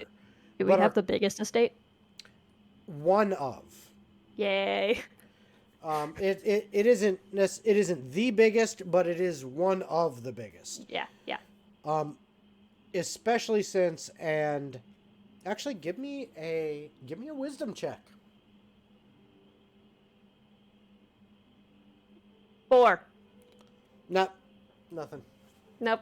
Nothing. Okay. But based on what Lee's told you, it's one of the biggest. That's all you know. So, at breakfast, you're down there at breakfast, and yoink, let me grab the beard up lady. There we go. So there's the Medea. Okay, so would I imagine sits at the head of the table, not her husband. Yeah, there's not really a head that has been built into this map. There's probably like a fancier chair for her. Yeah, but I wasn't sure. Yeah, if there was a head built into the map, that's where she would be. So we'll just put her there. That, I guess you can call that the head. But yes, you're all at breakfast. I'm in the chair.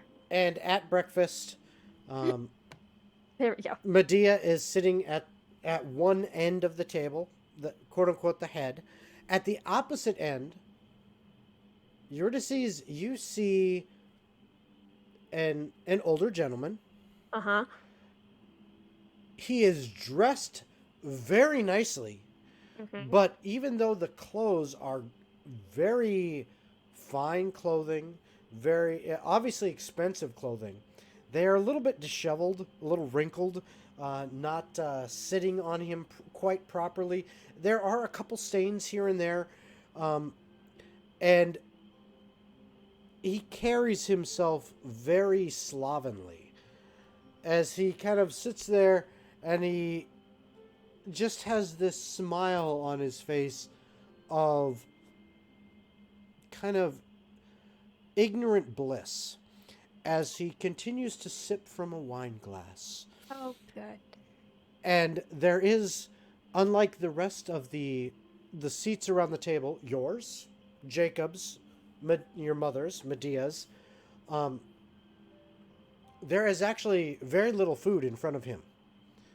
There is just a bottle of wine and his glass. And he is just sipping it and smiling. Is going to lean over to Eurydice and very quietly and in a somber type manner say, "You're going to have to forgive your father, dear. After you went missing, he hit the bottles much, much harder, and it has affected his memory as well. I would tread lightly in how you speak to him." Yes, ma'am. Good girl.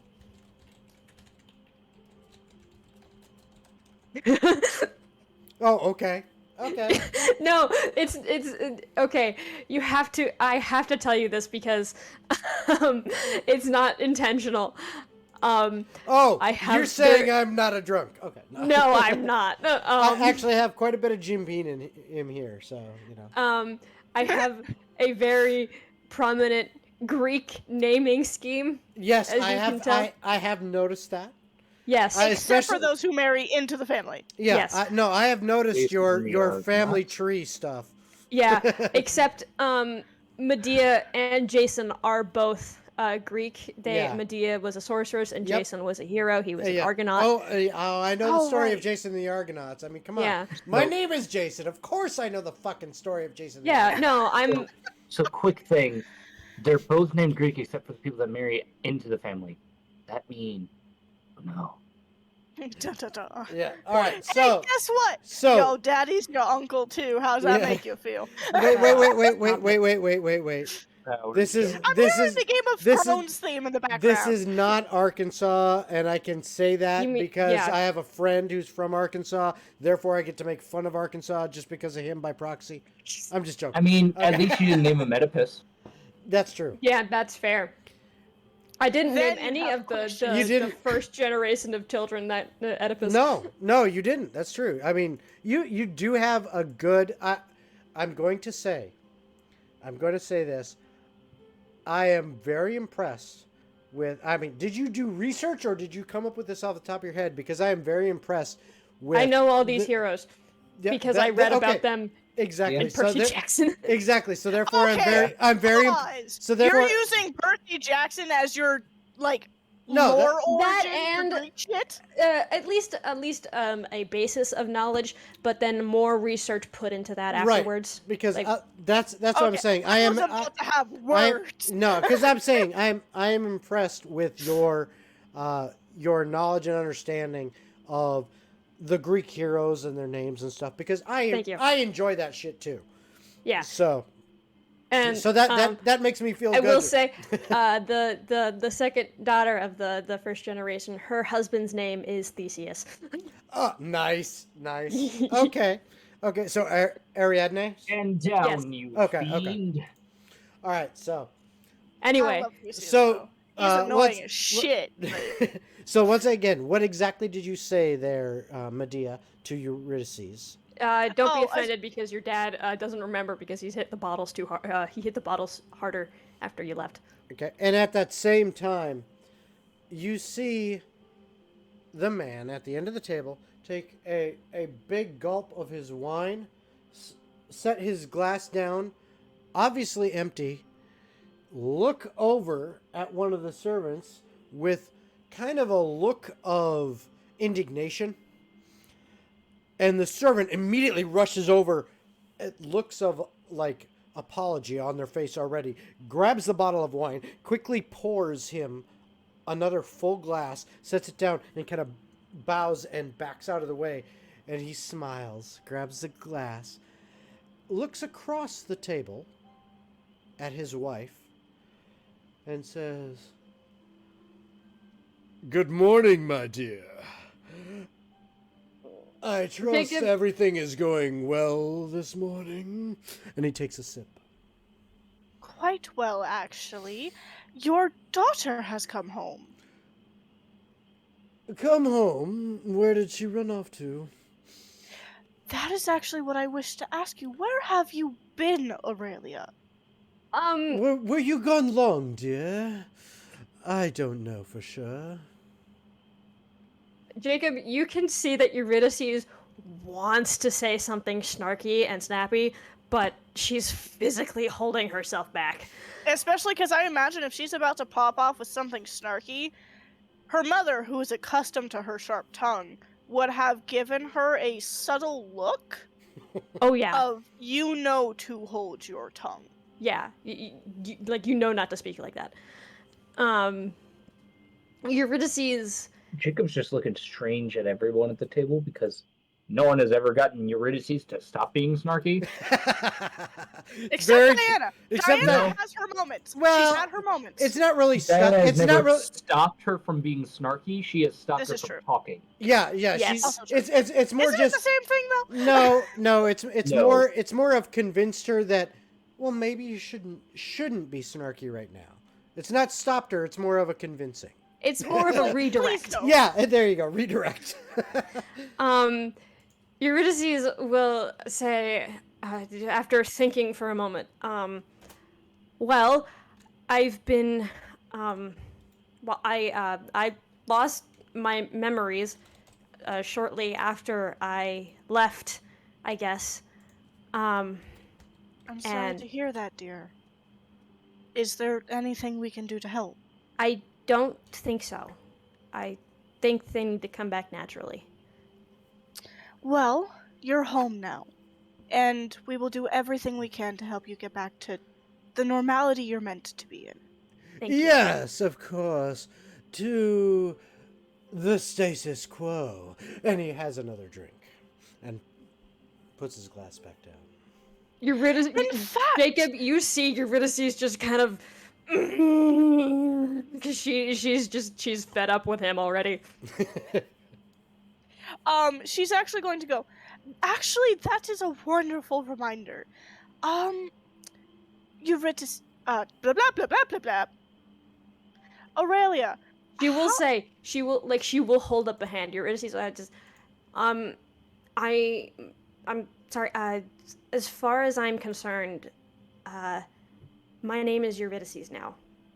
I have no real connection to the name Aurelia. You will get that look from your mother again. She's like, I named you out of the care and love of my own heart. I will address my daughter as my daughter. Aurelia. Mm-hmm. Do I make myself clear? Yes, ma'am. Good girl. Now, I believe there's actually someone you may want to meet again after you've been away for so long. He'll be delighted to hear you're still alive. You two actually got along swimmingly before you went missing. Oh, who would that be? How do I pronounce the name? Kirill, yes. Corinne? Kirill. Kirill, okay. Yes. If you've lost your memories, you may not remember him. Kirill, he was a dear friend to you and to our family. Really? I don't remember. I have some memories. I mean, you were close enough. You two chose to wed. You were betrothed. Doesn't... That sounds surprising. Yes, they were always attached to the hip and very dear to each other. We were all ecstatic to hear they were betrothed.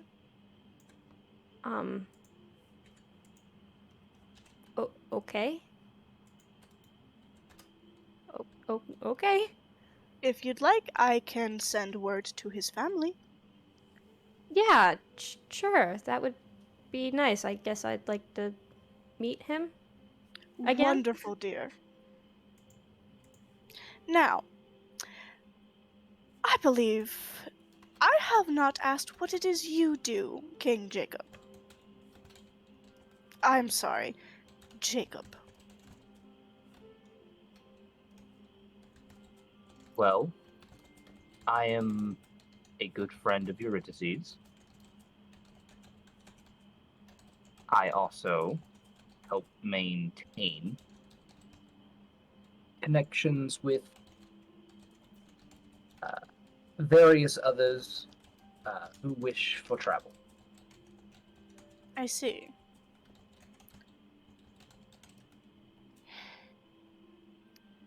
So, is that all you do?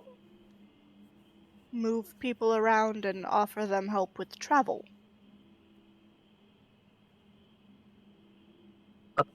Apologies, are you I mean, of course I do more. I am a, so to speak, historian. Study the old, a linguistic, I would say at this point, a linguistic master.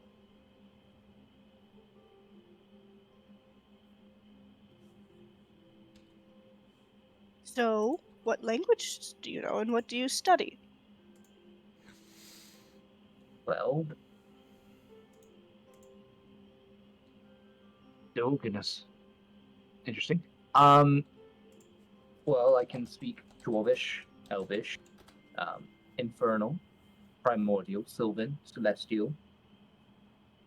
Well, aren't you just a little bag of tricks? I just picked up what I learned. I can't imagine how difficult that must be for your wife, given she comes from a line of mutts. I'm sorry. The shifters, dear. Surely you did not. Forgive me. Jacob, you okay. Eurydice. Yep, go ahead.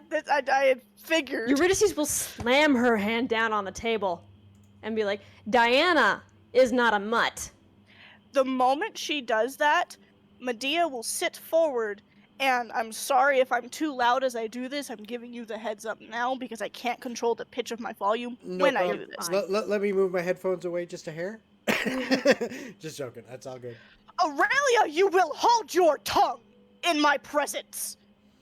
Do I make myself clear? You know your place. Yes, yes, there should not be any commotion. Another drink goes down his throat.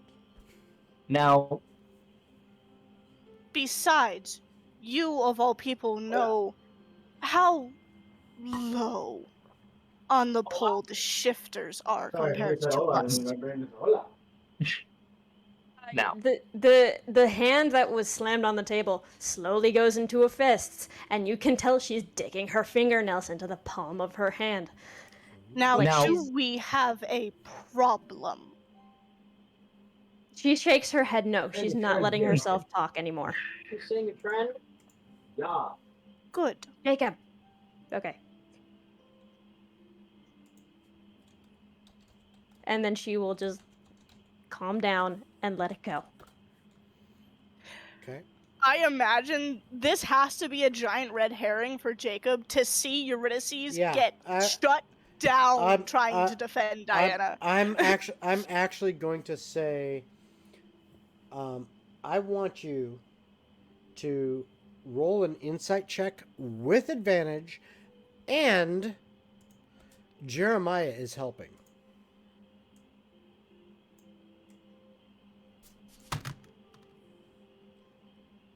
Okay. Natural 20. Oh, say again? Nice. Natural 20? So what's your total? My total is 22.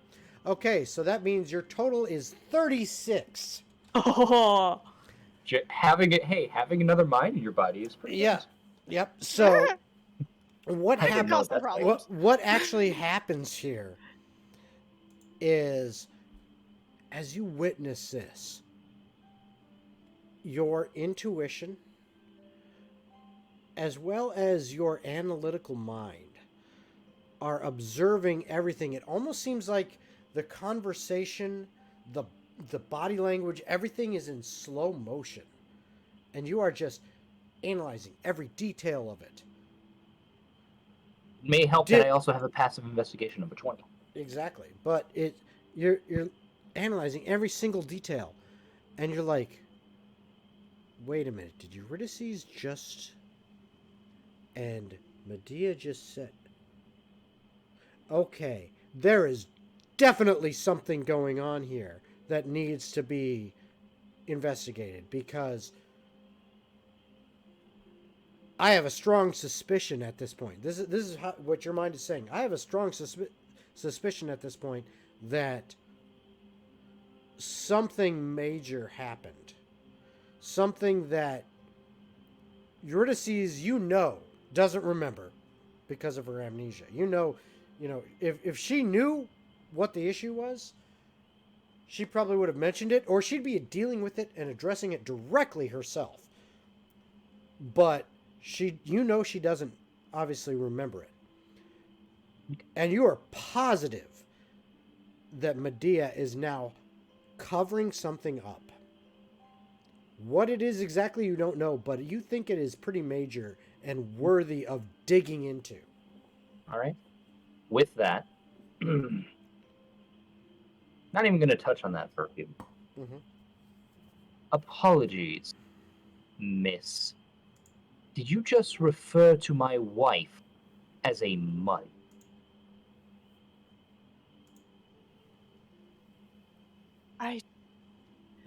And she give me a second to think on how she would phrase this. Mm-hmm. Like I'm trying. It takes my brain a few moments to.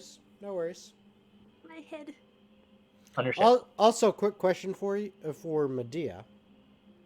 Not to distract you from what you're thinking on, but would you quickly use a sending spell, or would you tell a servant to contact? She would have, when she mentioned sending word to that family, the nearby servant, she would have waved a hand at as to essentially go do that. Okay. That's all I needed to know, because that helps me establish how long it takes. Okay. Yep. Good to know.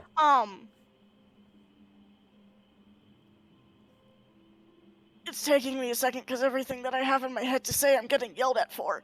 Because it's bad? Yeah. He does not like being insulted, and you know this. Uh-huh. It's all in good fun. I also don't like being racist.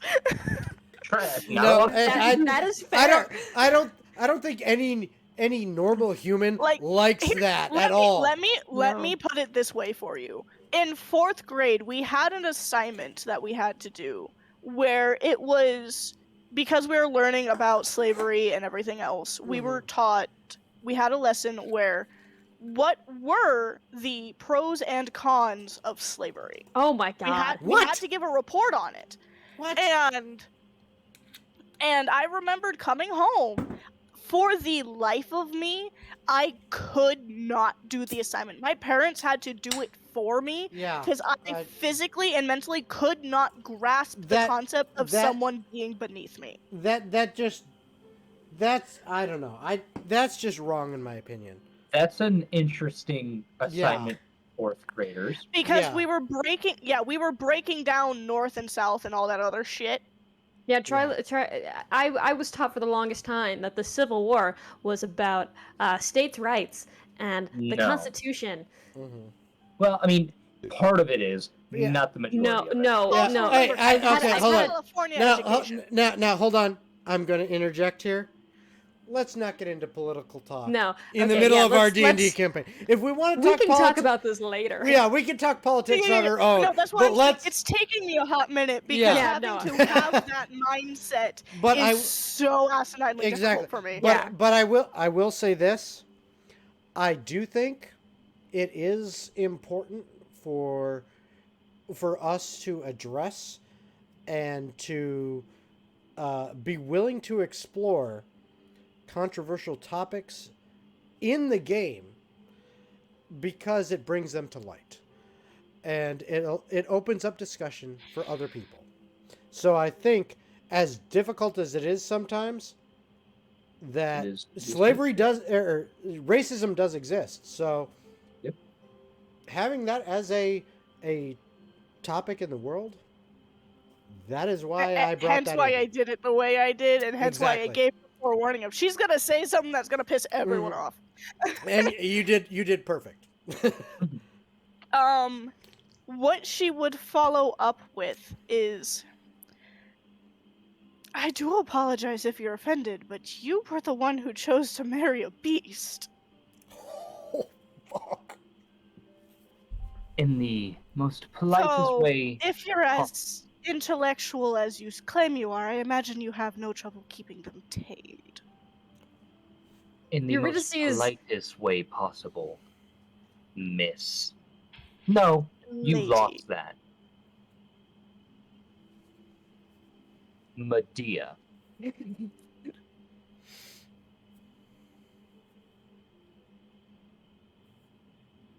If you wish to continue this conversation, I best believe you shouldn't give it to the king of those people.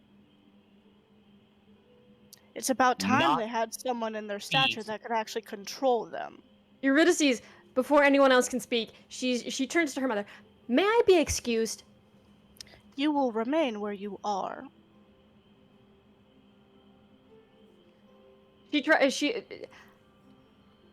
Mother, I apologize for speaking out of turn, but if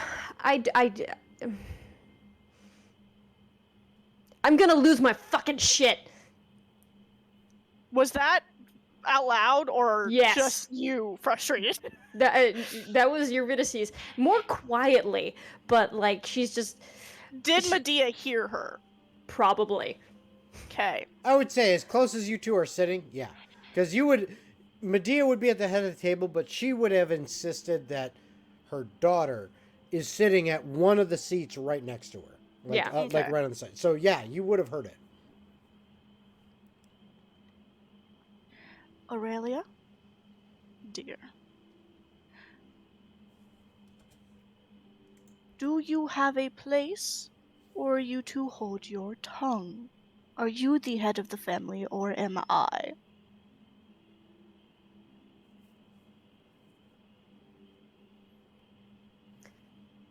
Mother, I politely request to leave. You are talking about my friend, and I would not wish to be here if you speak ill of her.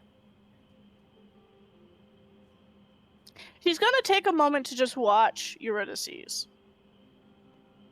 Okay. And then she will offer a small, almost understanding smile. And go,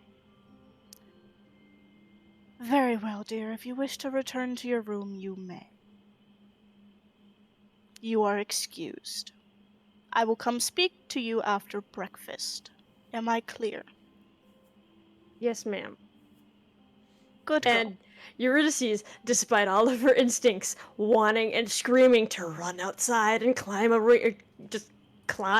tree and just go break something, will go up to her room. Okay. All right. So yep, you once she is gone, she will turn and look to Jacob.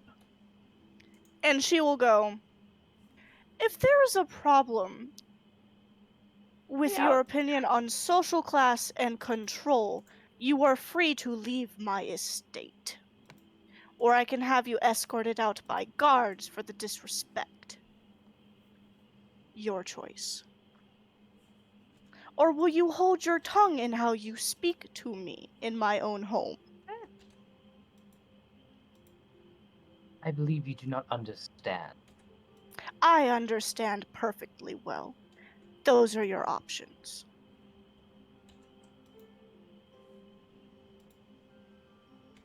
Then, Medea, I will speak to you at another time. Enjoy the rest of your breakfast. And he will stand up. Okay. And she will lift her hand. Do they have any guards on their estate? They do, but none are currently in the dining room. She will lift a hand to get a servant's attention and go, ensure he's escorted out. I would like to get my things. They will be brought to you. You don't decide that. It is my apology. Home. You may leave now. Your things will be brought to you by the servants. Jacob, not giving a shit, will continue to walk to the guest room that he... Okay, so you walk out the door of Medea. Hold on. You walk out the door of the dining room. As Medea, as far as you can tell, he has left the dining room. She will have another servant send for guards.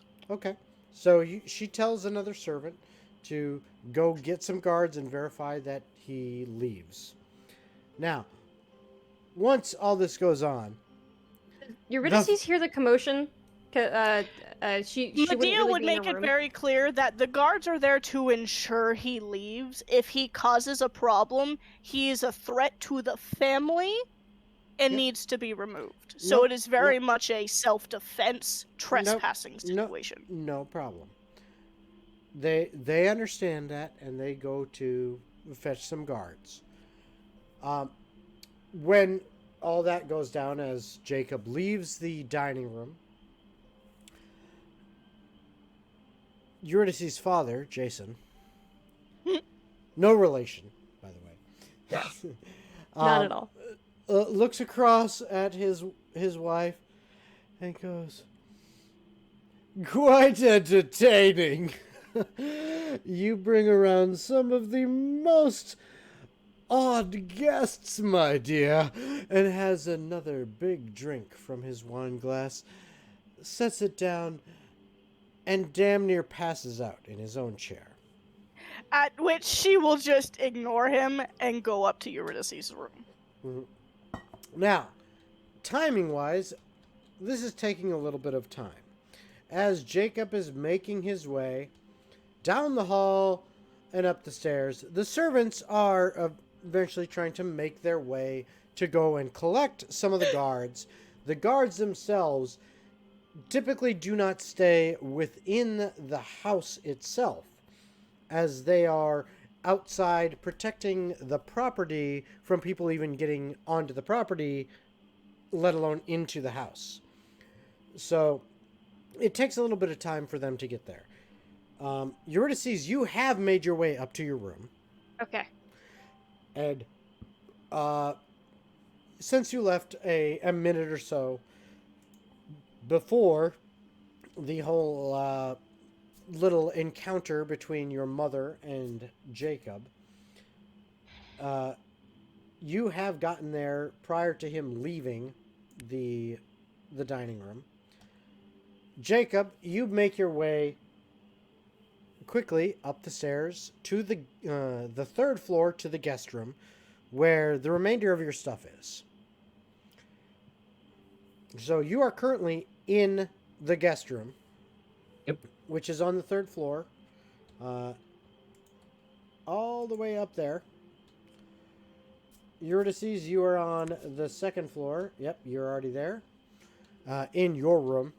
Yes. And at this time, Medea, you are still sitting in the dining room. Servants have been dispatched to go collect guards, but it will take a minute or two for that to happen. Jacob would like to, while he is in the room by himself. Yep. One of the things that he has done that he's pretty decent at, he is going to cast Seeming himself. Okay. And what do you seeming yourself to look like? He is going to take the form of the older servant lady. You're going to look met at the door. So you're going to make yourself look like Lana. Yep. Okay. And then Jacob, with his things, because now they all kind of morph and look like the person. Yep. Is going to make way over to Eurydice.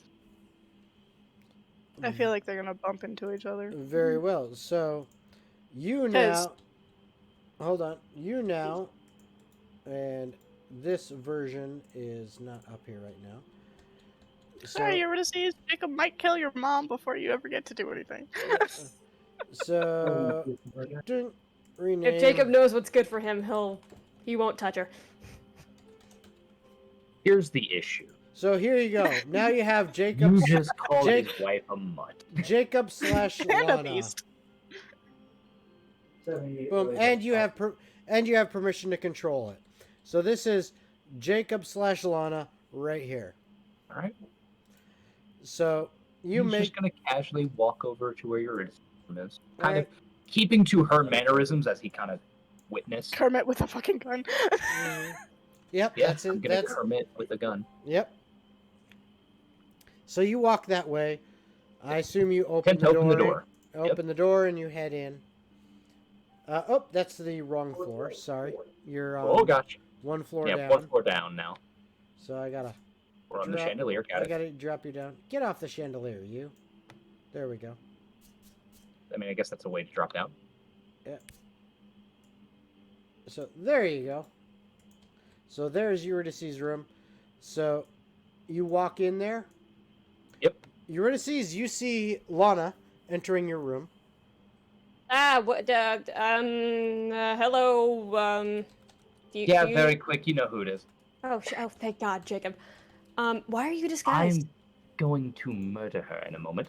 Please not right don't, now, please. I know, please. Trust me. Please. I am here. Currently, what I'm going to do instead for the time being, I'm going to bring Krim with me. Okay. I'm going to pull out the materials he needs, and he is going to use Find Familiar once again. He's going to change Hrim back into Spider Hrim. It has been a while. Spider Hrim to be around.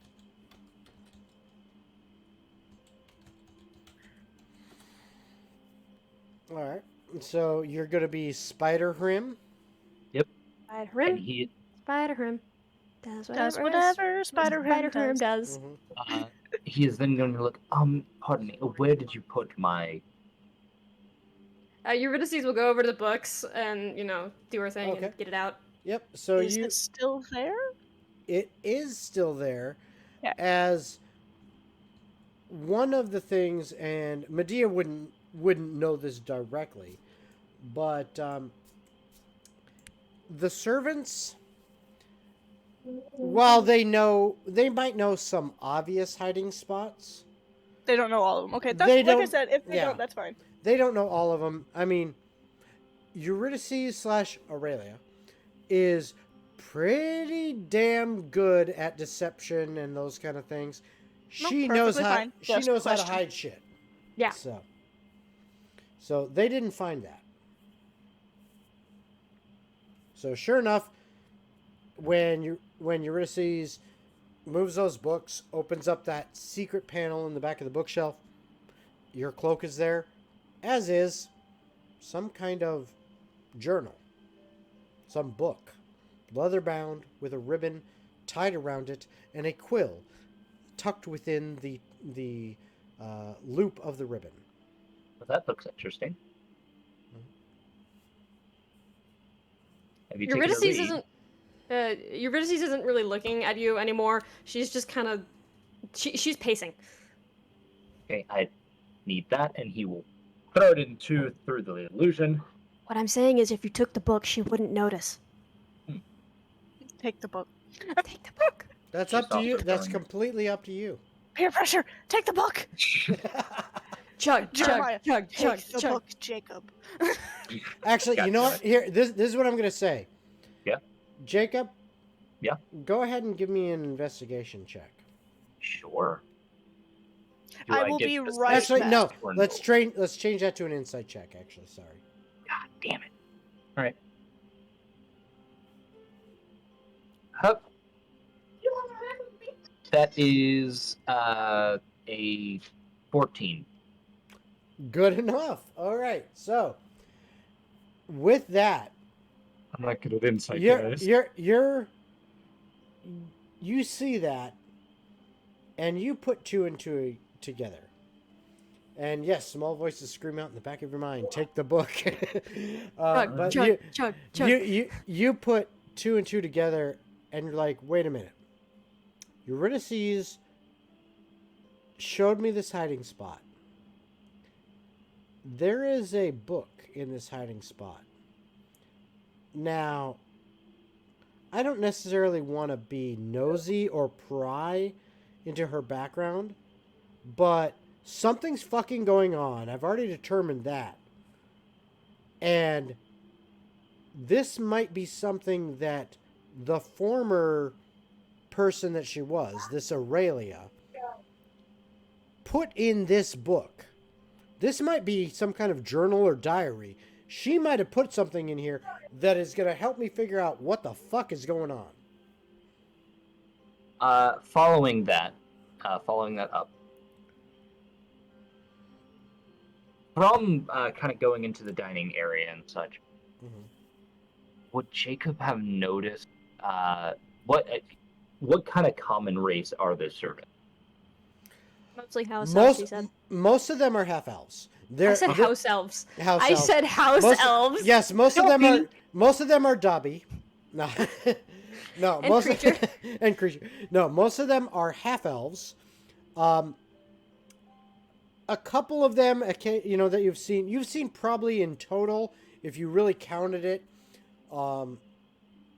different servants that you've seen. You've maybe seen 10 different servants. Out of that, like 8 of them are half elves and 2 of them are human, like straight up human. As far as you can tell, just looking at them. I mean, maybe there's something else in there mixed, but they're not elf. The 2, the other 8 are half elf.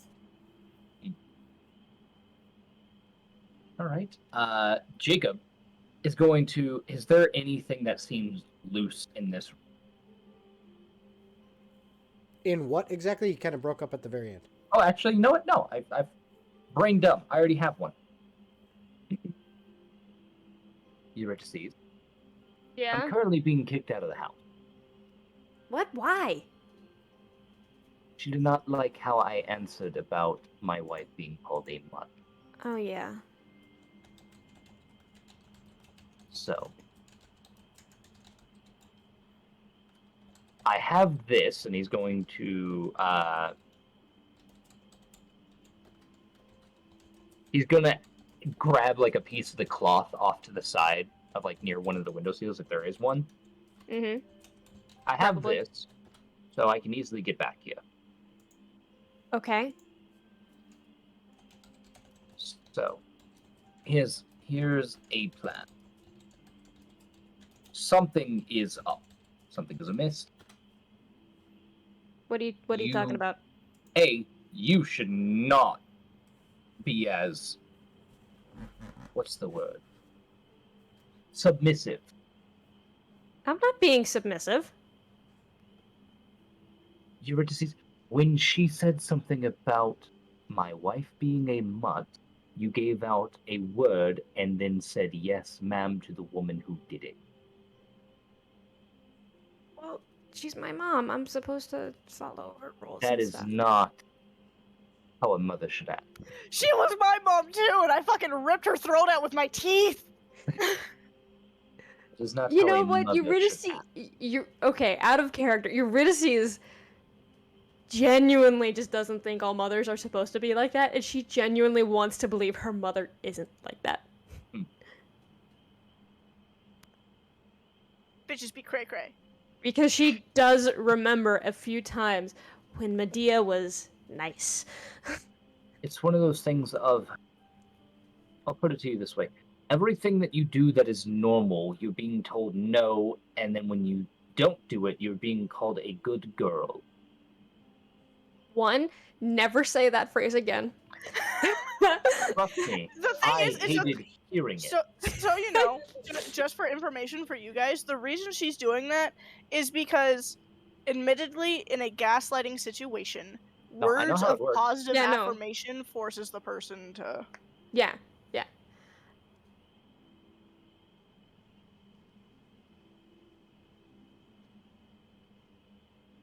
Oh. He's back. Did stream die? Oh, that's a good question.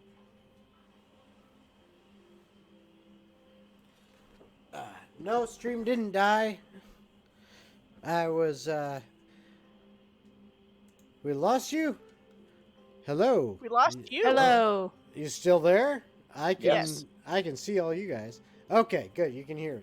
And so can the I had a quick bio break, and I did put a message in Discord and in Yes.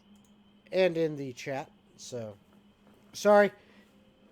Got a lot of drink going on here, and so did that. What happened though? Oh, it did lose this though. Boop. Oh. That's what happened. There we go. That should fix the cameras at least. Okay. So, for some reason, the Discord pop out of the camera feeds looked like it went away. So, don't know what the hell happened there. Yeah, and it didn't fix the cameras. No, it looks like they're where they should be. Yeah, well, I don't. They're not showing. Mine and Jacob's aren't showing up on screen. I don't think. They look like they are in my Streamlabs. Let me look at the stream itself and see what the hell's going on, just to make sure. Well, things are kind of being fixed. So, let's see here. Yeah, it's a very odd phrase. It's showing up now. Oh, okay. It's a very odd phrase here. Now then, I don't know how much time I have, but I'm going to be, well, asking around. I don't know if this one fairly will work. I may need to just switch. Look. Yeah, I do something more inconspicuous than Lana. Plus, she seems really nice. Don't get her in trouble. I'll get this very fictional person, and he'll snap again. He'll cast Seeming once more. Okay. While doing so, he is going to make Hrim look even smaller. Okay, so you have a smaller. So rather than the kind of spider. Like standard spider size that I know is in D&D, he's going to look like an actual spider size, maybe more like a brown recluse size. All right, there we go. Teeny tiny baby, itty bitty. Hopefully that gives him like advantage on his stealth or something like that. I don't know. No, well, you know, mechanically it doesn't actually really change anything. You know that statistically speaking, each person is never further than 3 feet away from a spider at all times. Thank you. You're welcome. That's. I honestly have no problem with it because I enjoy spiders. But no, that's a myth. I refuse to believe that. Ever. But then Jake was like, "Okay." I'm sorry, I don't like spiders.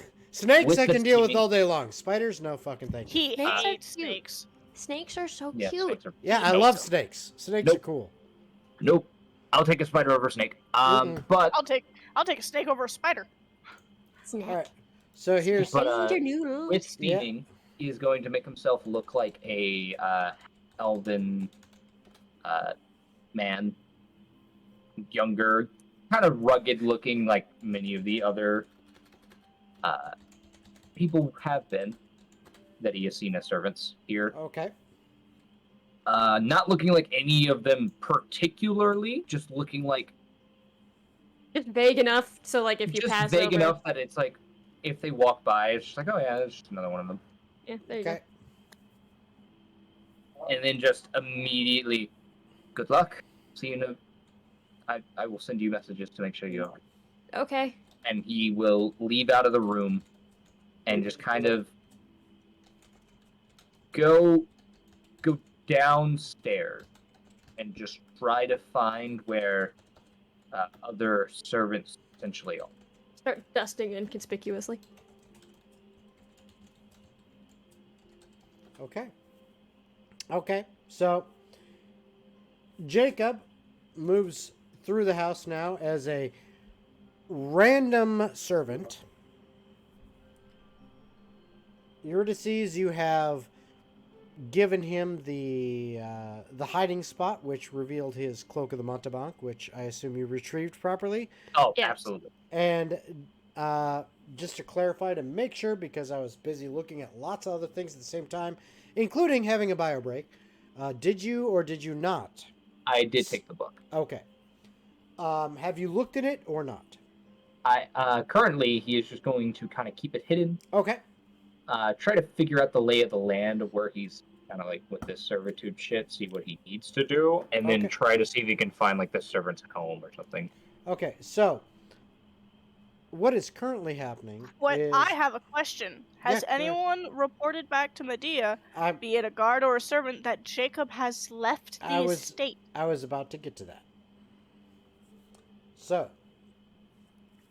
as you are wandering around as random servant number 27, or whatever, as you're wandering about,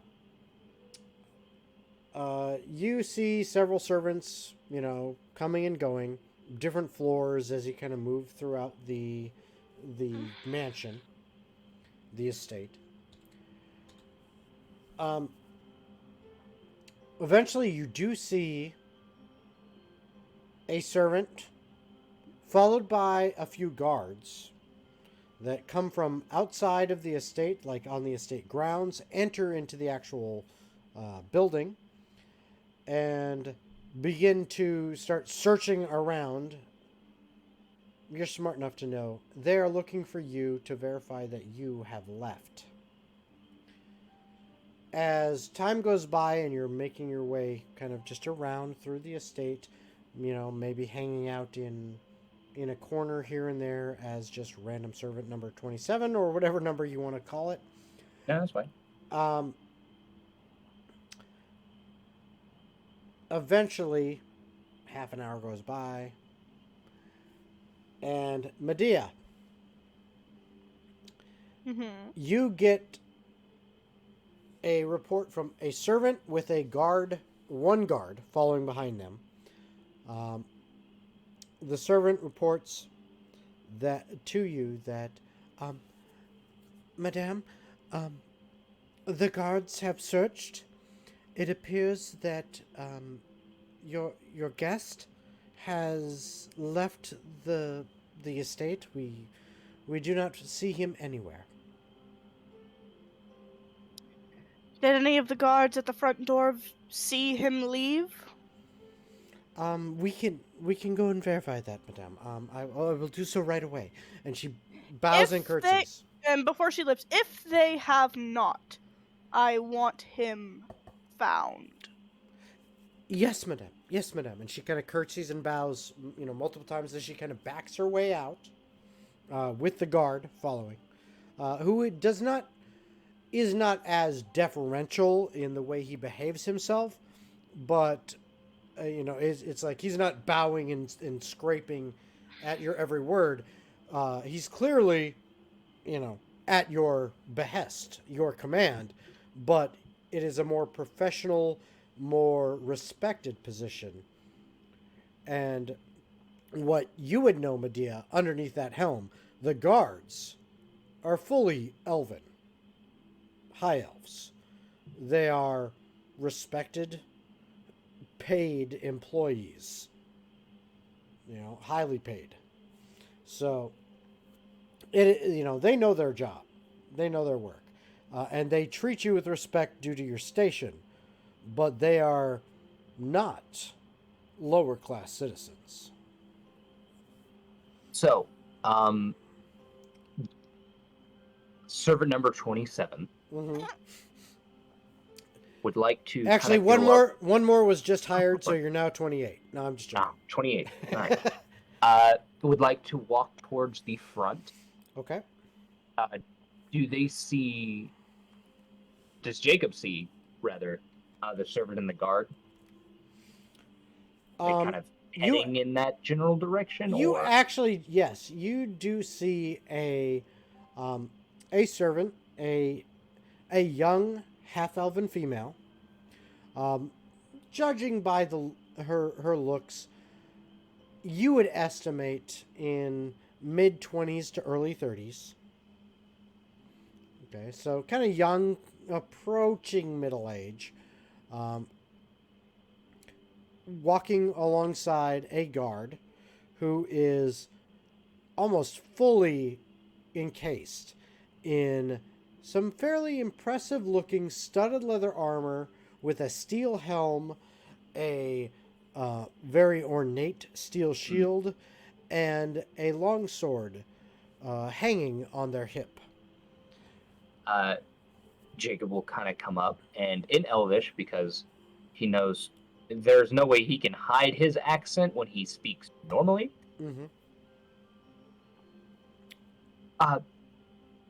Apologies, are you a part of the search party, so to speak?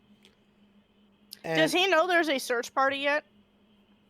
Well, he was told the guards would escort him out. Yeah, and he has been around. It's been about a half an hour. Okay, of searching. I'm just curious. He's seen. I wasn't here for certain points. Yeah, so. No problem. No, he has seen guards and servant, like little mini teams of like one servant and a couple guards, or one servant and one guard, kind of moving throughout, obviously searching, and he's smart enough to have put two and two together. So, yeah. And who are you addressing, the servant or the guard? Either or. There's kind of to both. Apologies. I believe that sir who was here, the rather rude guest from what I believe everyone else said,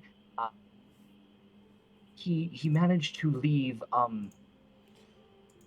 some coin, and as I went to go through the room, I noticed there was some type of magical transposition, if you will.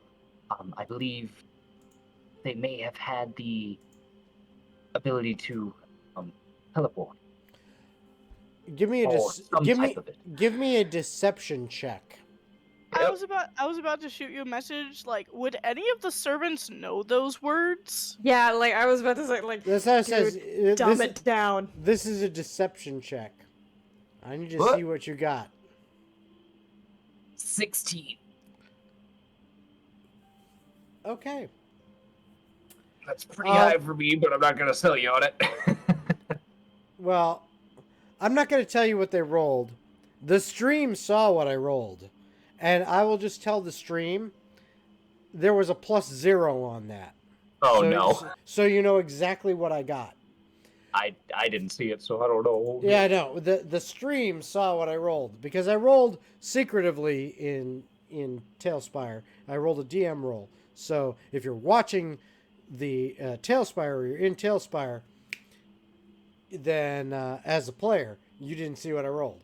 But the stream saw. Now, hey, what's up, Hollow Fox? Glad you could join us. Yep, Tailspire. So, in here, and actually we need to zoom back in.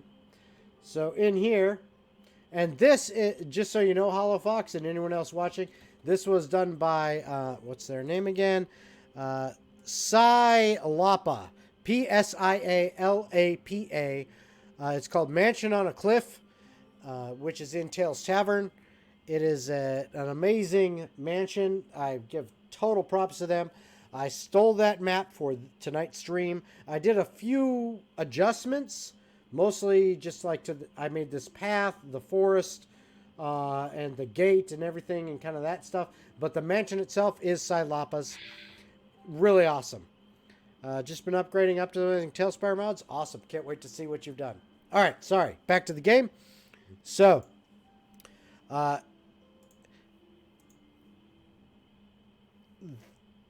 the servant looks at you for a moment, a little bit quizzically, and then says, "Oh, okay. I will let her ladyship know what has been discovered. I believe. Thank you. Are you new? You seem new." Yes. Sorry. This is like second day. I'm not sure exactly where I need to go, but this was left, and he's going to reach into the pouch, and he's going to pull out 5 pieces of platinum. Okay. All right. This was left. I'm not sure for the good graces of the hospitality, or if it's something for us. I'm not sure. I don't know what to do with it. And the servant looks at you and says, I will take it to her ladyship. Please. And she holds her hands out. Did they seem off? How classist attitude. No, anything found in the home is taken to the owner. Yep. No, she holds her hands out. Does anything seem off from their statements? Roll an insight check. Sure. Is Jeremiah helping? Probably not with something like that. No. 14. Okay. She seems on the up and up. Okay, yeah. He'll hand over the 5 platinum, and then is just going to. Right, well. Okay. Back to something. Sorry. So, approximately, 10 more minutes pass. Eurydice, Question. You're hold on 1 second. Eurydice, you're still in your room, correct? You're not doing anything? Okay. She's just pacing. Okay. Medea. Yes. Was that legitimate coin, or was that one of your conjuration coin bags? Oh, that was legitimate coin. Okay. So, Medea, as you are finishing breakfast, assuming your servants and guards have things in hand, because why wouldn't they? You have directed them to do so. 10 minutes later, one of the servants, with one of the guards in tow behind her, arrives and says, Madame, it has been determined that your guest has indeed left, doing so by apparently magical means, and has left behind in his room this, and she holds out 5 platinum pieces.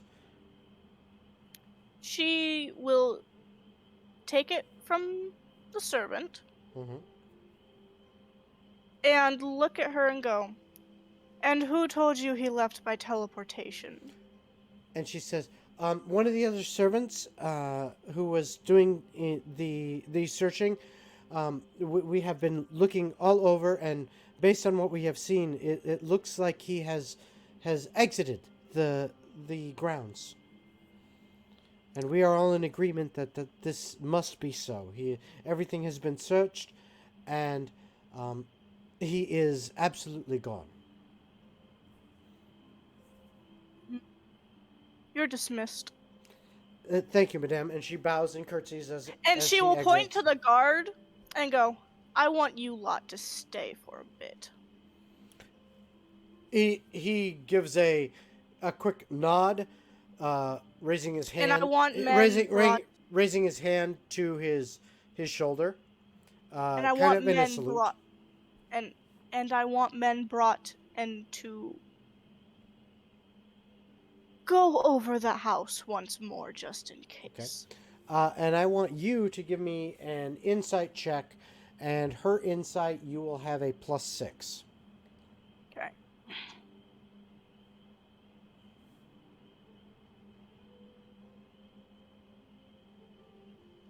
+24. 24. Okay. With that insight check, what you know and what you feel is that your servants and your guards have been completely upfront with you. And Medea fully believes that the situation... Here's where my thought process is going. Mm-hmm. He's married to the new queen of the Shifter Kingdom, who staged a coup against the queen currently there. She is not taking chances with this guy. Understand. However, based on what has occurred and what you have inferred and the information you've been given, spoke, or at least tried to speak back. There is something that gave her confidence to do so, hence why she's taking the steps that she is. Like, there is a thought process to why I'm having her act. There is no problem with you taking whatever the steps that you think Medea would take. However, all I'm saying is that as far as Medea is concerned, while she may take additional steps just to verify, you do feel confident that the problem has been solved, because problems are always solved when you give direction. She will be going to Eurydice's room. And that's perfectly fine. When she gets to the room, she's just going to enter. Okay. So Medea heads up to sharply close the door. She stops pacing. She's standing at attention at the end of her bed, and just not moving, just waiting. And she's going to come around. She's going to watch her for a moment, and then drop the coin onto the dresser by them. And go, Do you think I'm stupid? No, ma'am.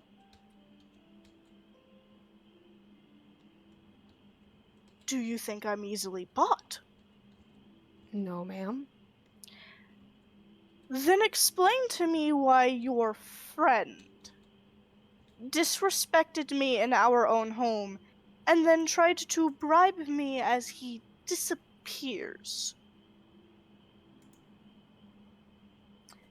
I do not tolerate disrespect, Aurelia. I understand. Where did he go?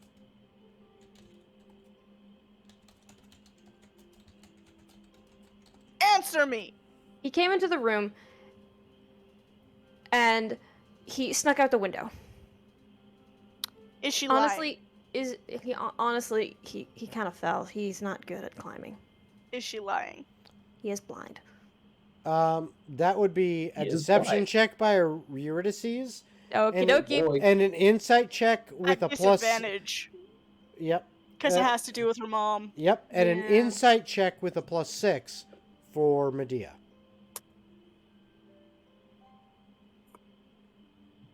I got a 9.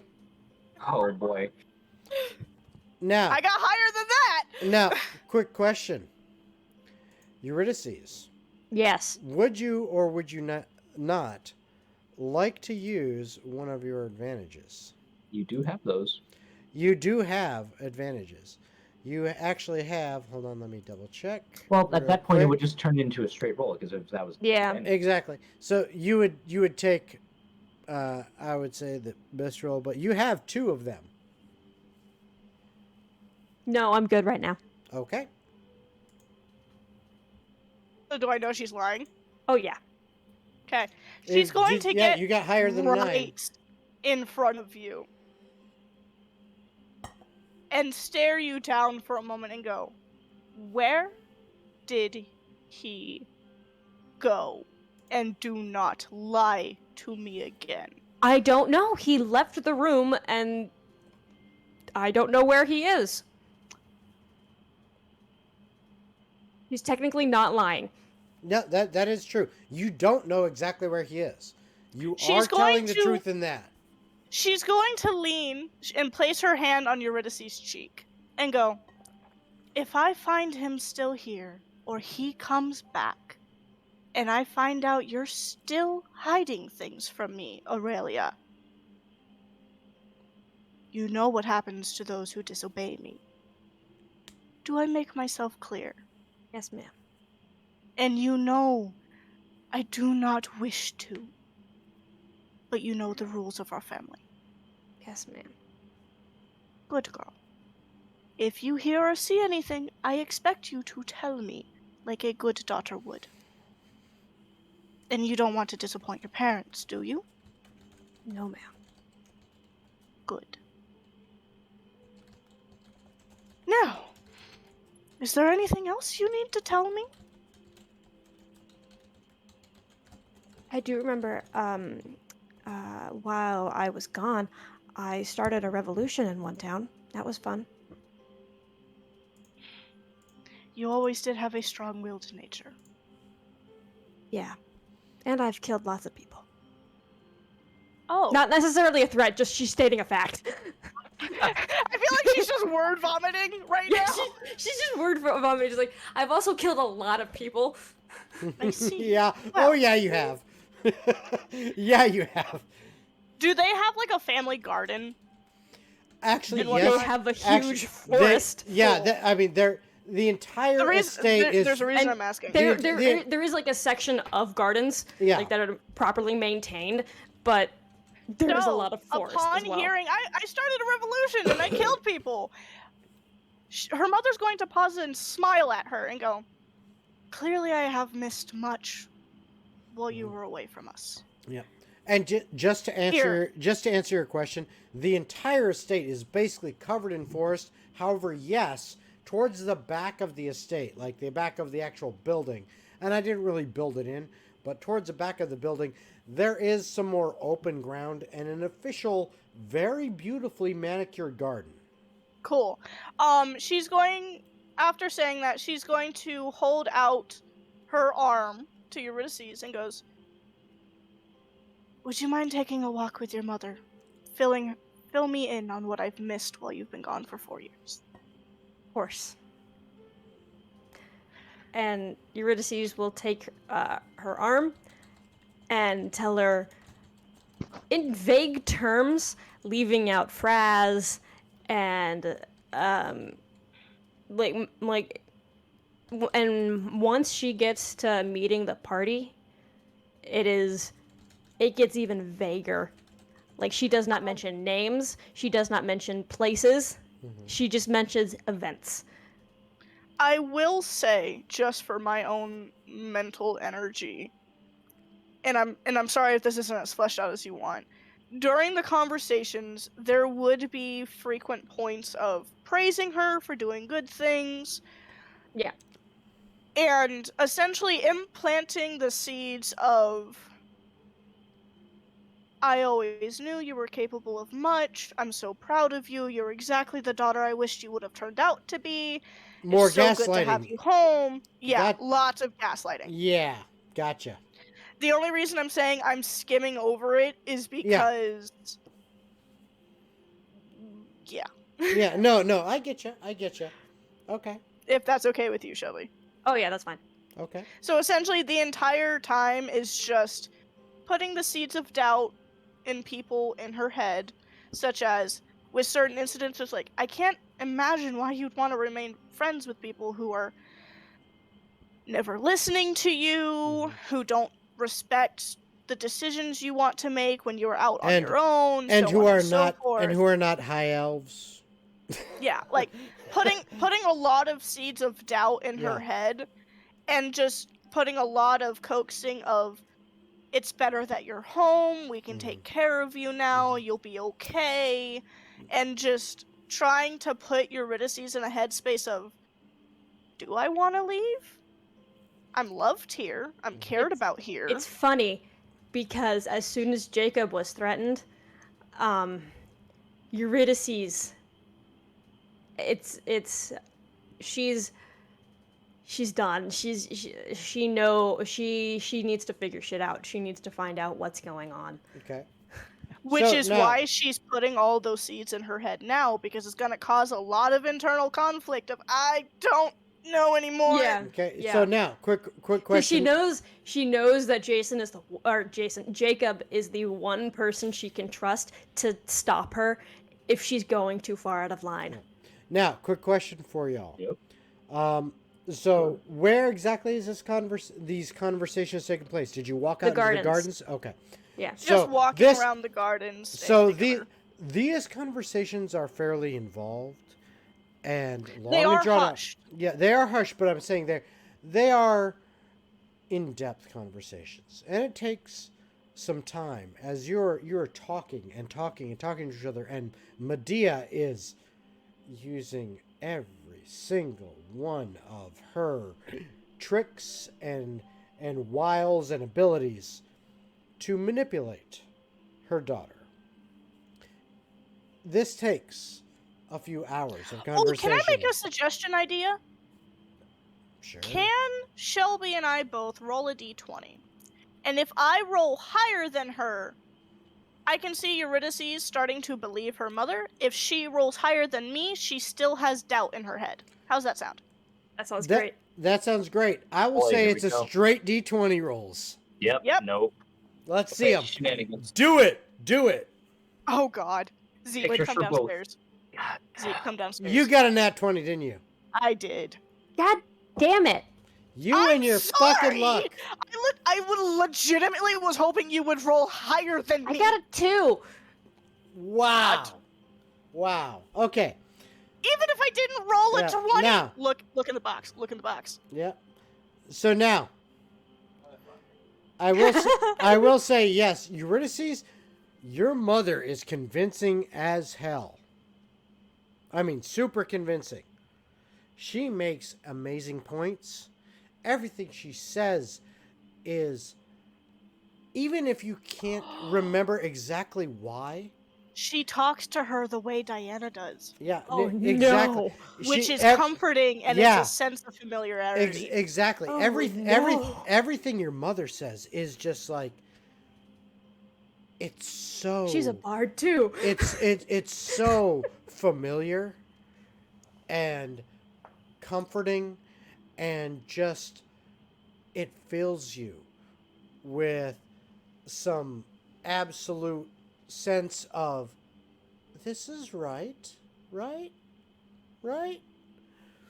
You're just feeling it.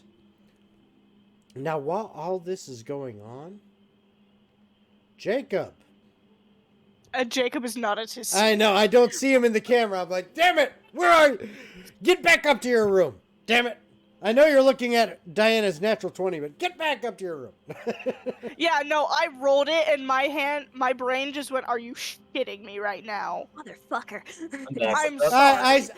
I swear, for the love of God, I am going to send you to Vegas and start betting on your dice rolls, because that's gonna be my retirement. Seriously, I fucking love it. Get you different dice for Christmas and just hope that Watch the one moment it matters, Lady Luck decides to go. Oh yeah, nah, you're trying to profit off me now. That's exactly how it fucking works. But anyway, Right. okay. So Jacob. Anyway. So for about the last 2 hours, Medea and Eurydice. Medea has just been out in the garden with Eurydice, and man, Eurydice, you are feeling. Wait a minute, Mommy's right. Mommy's right. But Jacob, what are Mother you knows best. What are you doing? From your mother. Jacob is going to ask some of the servants that it seemed like they've been here longer, and just ask them, what do you know about the daughter? Gone for 4 years, all in Elvish, because but doing his best to simple speak, which is difficult for him. So more along the lines of, yeah, so where did the thingamajig go? What happened to the one person? Mistress Medea's daughter? Something happened, right? All right. I will say. Well, obviously he's not going to talk like that. Yeah. You know what? I'm gonna say. Go ahead and roll a persuasion check. Yep. And I'm going to give you advantage on this because you look like a servant. That's not much better. 14. 14. Okay. So what you learn from the servants as you're asking them these questions is not as much as you'd hoped for. However, you do learn that, well, about 4 years ago, Mistress Aurelia disappeared. And that there was some interesting circumstances to how she disappeared and what happened. Not everybody is privy to exactly what happened. This is what you're learning specifically is like, some of them don't necessarily know exactly what happened, but they're saying that, I think so-and-so, might know more. And this is kind of what you're learning about. It's like, I don't necessarily have the information, but I think so-and-so might know more. Yeah. And then it's just on repeat. Yeah, and that's just kind of on repeat. On repeat is... So you get to the same person again. Yeah, and it's basically the most important information that you get out of it is that there's definitely something that is not quite kosher, so to speak. about the circumstances about which everything happened. Because 4 years ago, shit happened that there's some questionable things that occurred.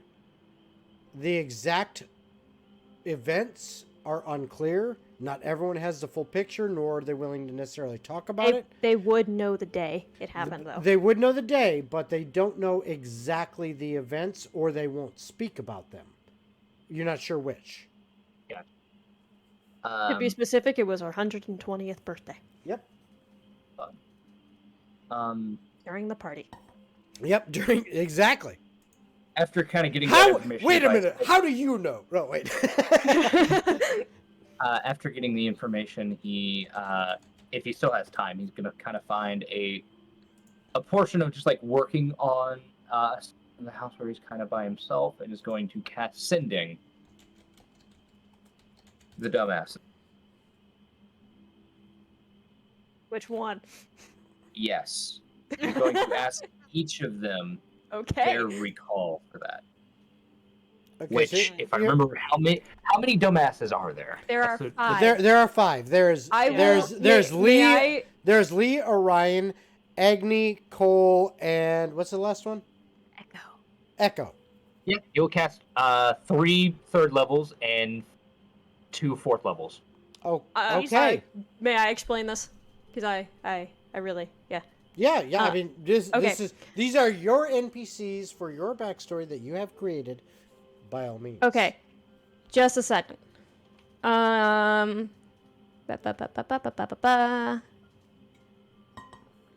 If you want, I can try to do Lee because I understand the mindset he would have. No, you're fine. I'm not like I'm just looking for a couple things.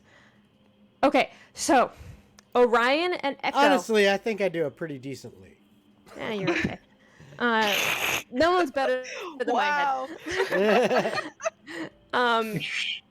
Yeah, you're doing great, sweetie. Anyways, ouch. My heart. Orion and Echo will tell you that they had been approached by Raynon for a job, her grandfather, to kidnap Aurelia or talk to her and convince her to leave. Okay. I feel like one of the dumbasses would use the word kidnap, which sadly puts perspective into how her mother was speaking. Yeah. Well, like, it's kidnap, you know? I don't think air quotes translates in... Well, at the end of the day, Jacob knows how the dumbass. Yeah, I'm just saying. Orion and Echo will say that we're told to keep watch while Lee talked to Aurelia. 10 minutes later, they split up because there was a commotion at the party. And they met back at the Takashi house. Yep. Lee's house. Yep. Cole and Agni will say some of the similar thing, but they will mostly be focusing on how they were having an hors d'oeuvre eating contest during the party. And Agni will say he found Lee's body 30 minutes later in the trash. Wait, Agni would also say that no matter what happened, that he won the eating contest. Yes, but he would mostly focus. Yeah. Yeah. He would just add that in as kind of an aside. Yeah, just that's totally won. Great information. He was in what now? The trash. Dead. God, he wouldn't have answered back. No. Lee will tell you exactly what happened, which is that he went to convince Raynon spurred him to go talk to Aurelia during the party because that's when everyone would be distracted. Convince her to leave with him and the dumbasses. But Medea came, ruined their moment, very romantic moment, and basically tried to convince Aurelia that he had put a spell on her to fall in love with Lee. And when he insisted that that wasn't what happened, Medea stabbed him through the heart with a sword. And that's all he remembers.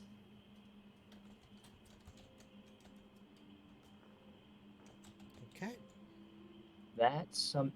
And after all of that, if I still manage to have time, 2 hours is a long time. Yep. He's gonna start looking, doing kind of not casual. He's going to try to figure out what each room kind of goes to as he kind of travels throughout the house. I also do have a question for you. During that 2 hours time, at any time, do you look in that little journal that you found? Oh yes, if there is a chance for him to kind of be away from everyone. Yeah, there easily when he does the thing and stuff like that. As he's kind of going about trying to just look, in his brain, he is looking for a room Medea would go into normal. Okay. Whether that's with his investigation or since he is actively doing it, I can also. Okay, so what I will say first that you find out, if you do look in that journal, what you find out is this is the private journal of Aurelia Moonacre. Okay. And in this journal, the front page, that says this journal belongs to. It's like underneath it says, if you fucking read this and you aren't me, you're dead. Yep. That I can believe 100%. I feel like Jacob's thought process is, I've already killed her once. It won't be hard to do it again. Yeah. Jacob's just sitting there like, it's not a threat. Anyway, so as you look through it, not from Aurelia. What you get maybe. Yeah, yes. What you get from it, and you're actually as intelligent as you are, you're actually a very quick reader. So you're able to kind of scan through this. I'm almost like speed read it, and get a decent amount of information. And what you gather from it is that when Eurydice was Aurelia, she was a very independent, spirited person. She had her own ideas, her own goals, and she pursued them. And at one point, despite herself, she found herself falling in love with a half high elf, half drow named Lee. And Lee Takashi. And that... Takashi. Yeah, Takashi. Takashi. Wow. Yes. Spelled the same way, just pronounced differently. Because... but... I don't know. I'm pretty sure the person who took Japanese may correct you on that matter. Yeah, probably. True. Yeah. I mean, it's Takashi. Yeah. Anyway, she found herself falling for him, and what she does put in there, and what you see as some of the last entries, is that I have been promised now to be married to a man named Duke Karil Abnesalon.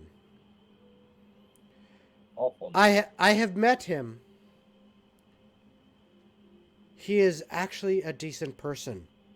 Oh. He understands that I do not know him, nor do I love him, and my heart belongs to another. But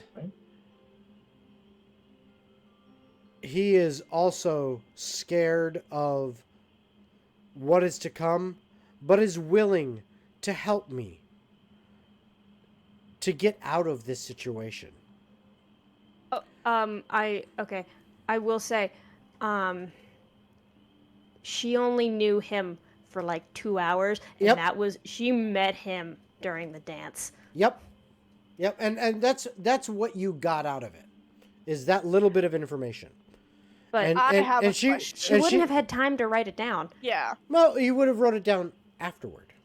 No, because the dance. Because that same night. Oh, that was the same night. Yes. Okay, that was the same night. So that's not actually in there. Now I do have a question. Because that was the same night. Does she know that she was going to be married? Like, does she know? Does, yes, she knew. She would have known that she was going to be married, but correction to that because that was the same night of the dance. My the last entry would have been, I have to marry a man I don't love, who I don't know, and I have to tell the man that I do love that I'm promised to someone else. Yeah. No, let. Yeah, let. I have to break my heart and his heart for this to work. Yep. And that's about it. There is nothing else in there. Okay. That's what you. All right. That's what you learned from that. Sorry if I Yeah, no, you were fine until I realized. Oh no, that dance. Okay. Yeah, no, I didn't realize that You're fine. that's when you met him. I was actually gonna ask, wait, how did she write that in there if she died the same night? You see, that's what I had not been aware of. So. And then my brain is just sitting there, because it's Jacob, he would flip through and he's like thinking, Eurydice's wife, she's got to have hidden something in this app. You're looking for the Marvel end credit scene. Yeah. So that's the information you get, which give me an intelligence check. Just straight intelligence or an investigation? Straight intelligence. Okay. An intelligence check, that is going to be a 17. Okay, so that is good enough for you to infer that, oh shit, I was right. Something important has gone down. I mean, I think hearing Lee say, I got stabbed through the heart. Yeah. By her mom. Yeah. Eurydice / Aurelia was promised to someone else. In her journal, it says that she's got to break the heart of the person she actually loves because her own because she's promised to someone else. And you have learned that Lee was stabbed through the heart. That's a lot of information for you to take in. Wow, something big. Shit. Yeah, something big really went down. This is important information. Eurydice probably needs to know what's going on. And again, as that kind of finally finished up, Jacob was going to see if he can find a room that seems that Medea would have gone in most. Like, it seems like kind of, again, it's mainly kind of investigating, looking around. So what exactly you're looking for? A room that Medea would have gone into frequently, or I mean? Yeah, he's looking for like an office space, so to speak. Like, okay, understanding that maybe that door led to a bedroom, finding the next most door that she went into being like an office. Okay, so you already know where the dining room is. You already know where the guest bedroom is. You know where Eurydice's room is. Before everything else goes, Jacob will then. Wait a second.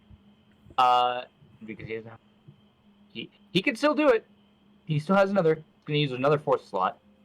Okay. Hi, love. If you were to keep a giant secret in a large house. By the way, mother's a racist. And hide it somewhere. Where would you hide it? God, that's a loaded question. How would she respond? 5 words. Yeah. 25 words. Hang on, I'm gonna type this out and then count it to make sure it fits. Give me a second. Fair.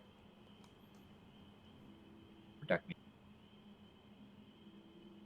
So, did he, in the message, essentially give her the basis of, her mother's a piece of shit, killed the man she loved, where would you hide evidence? He quite literally said, if you were to hide something that you didn't want anyone to find...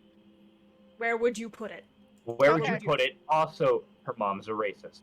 Okay. And that's it. Nothing about it's Leah. Only 25 words. Yeah. He couldn't say much more. Yeah. Ask the question. Say that she was racist. Go on from there. Okay. There you go, Diana. What do you answer? Hello. If it were I have me... 2 dogs who came out. Oh, no. Oh, wait. You good? Okay. If it were me, I would hide the very memory where no one but I could find it. Love you! Kisses! No, Nice. not love you. Kill her. Nice. That's the last 2 words. Nice. Not love you. Kill her. Nice. Understandable. Okay. But yeah, he's gonna just keep looking for a room that seems like would go around and into. Okay. But no, she would give him the clue of I would be hiding the very memory. Because she knows he's smart enough to pick up on the clue of if there's a way to alter or change it, that would be my go-to because of how her magic works. Okay. Good. All right. So that is the information you get over the course of the 2 hours, as well as you were asking about, do I, kind of find a room that is, maybe one more trafficked by Medea? Yeah, just Medea, though. Yep. Being that you have 2 hours, and you are, quote-unquote, disguised as a servant, thanks to your seeming spell. Passive investigation of 20. Yep. How much you want me to roll? I will say that based on your intelligence, you've already identified where the dining room is, where Eurydice's room is, as well as where one of the guest rooms are. It doesn't take you long to figure out, just by kind of walking around, where another guest room is, where a couple other rooms are. You are easily able to identify some of the various rooms and their functions. And there is one room that you are pretty sure that, Medea makes frequent visits to this room. You haven't been in it, as it seems to be blockaded by some kind of arcane lock of some type, some ward. And you're smart enough to know that, you know what? I could probably figure out a way to bypass this, but if I did, that might give away things. So you haven't done so. But based on everything you've kind of observed and seen, and with your passive investigation, and she spends time in there. Correct me if I'm wrong. Has it been a day? It has actually been probably about 4 hours since breakfast. So you're the only reason I needed to ask, has it been another dawn? No, not yet. It is probably about noon right now. The reason I'm asking, he sent Rim over at night. Say that again. He sent Rim over at night. Yep. So the Cape of the Montalban would have its charge back. It would, yes, it would.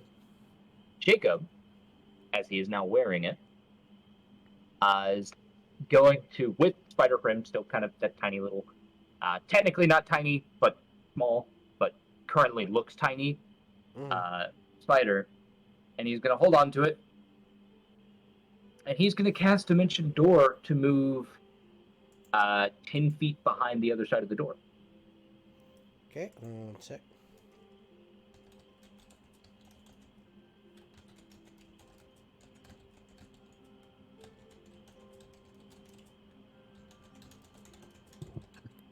I'm gonna go grab food real quick.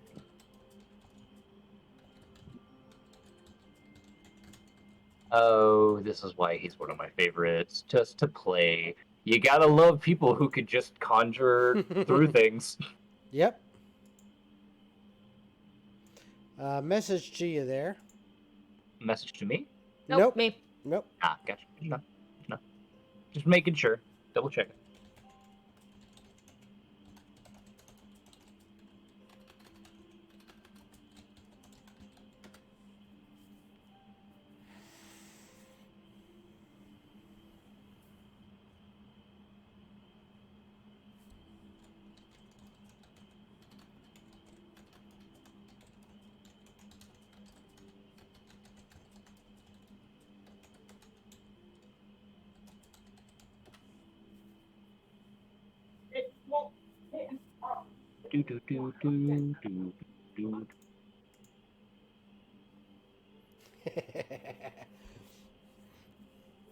Okay.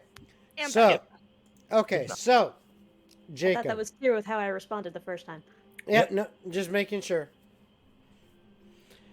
Okay. Jacob. So, by the way, I'm just doing that. Just Hey. shorten it to save some time so that I can get the message out without wasting too much time. Understand. Okay. What's going on? All right. So, someone redeemed advantage. Who was that? For Hollow Fox. Yeah, it looks like Hollow Fox Curse spent you, Hollow Fox. 2,500 channel points to give advantage to somebody.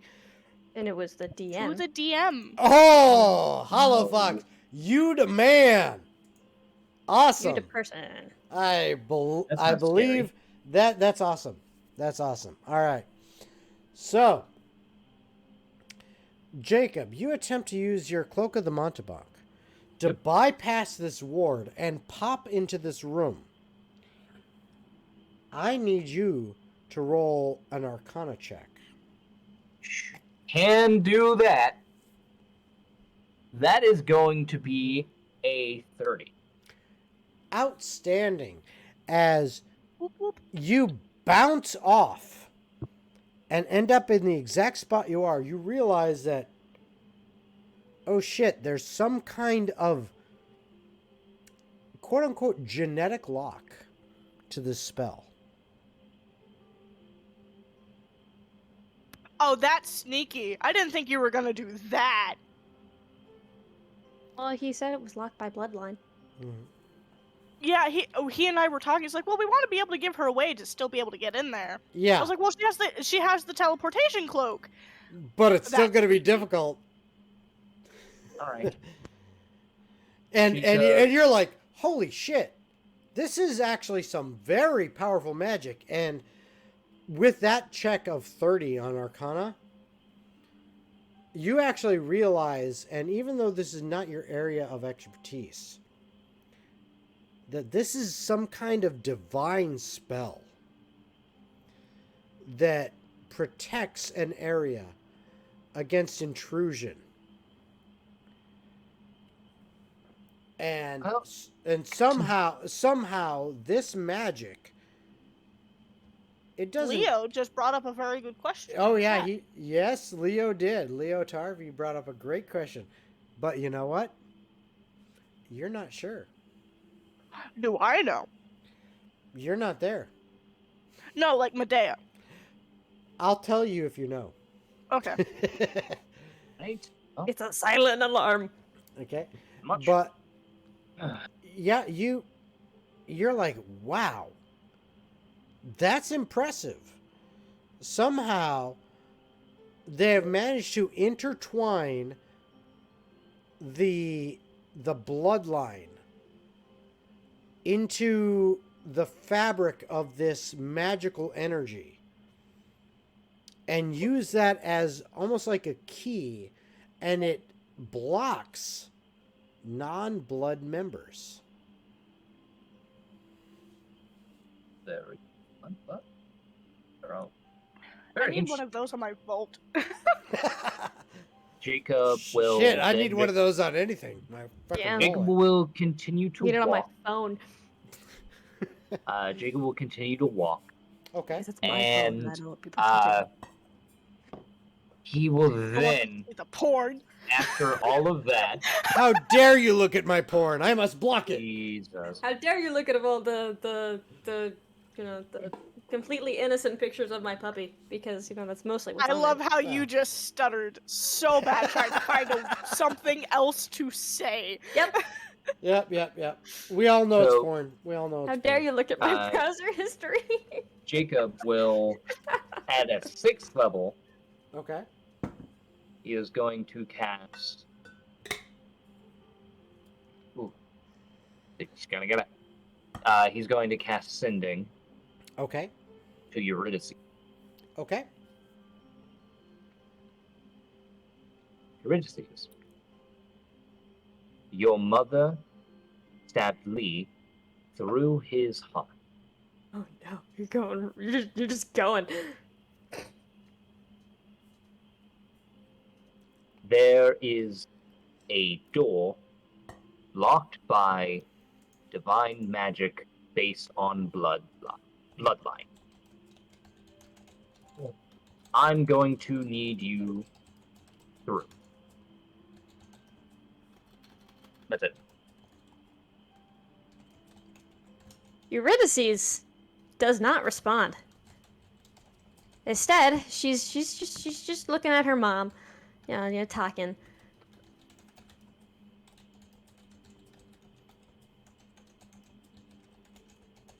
James now gonna find a short rest. I don't know if you heard me. Jacob's gonna find a place to short rest.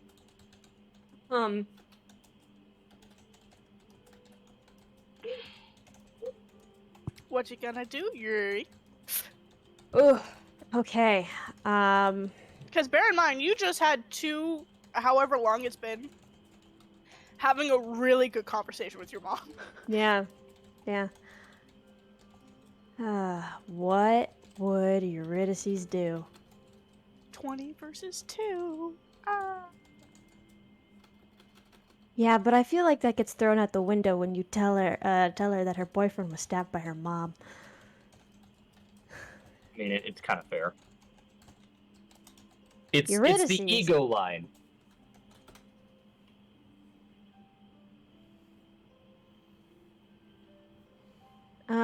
Eurydice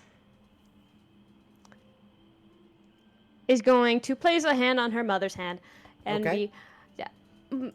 If you don't mind, Mother, I am actually still quite tired. I would, if it's all right with you, I'd like to go back to my room and rest for the rest of the day. I understand, Aurelia. I will walk you back. Aurelia. Look. It's fine. I understand. Aurelia or Eurydice? Look, I'm trying. She's like, anyway. But yeah, I will walk you back to your room so you can get some rest, though I may have to call upon you for dinner tonight if we have guests. Of course.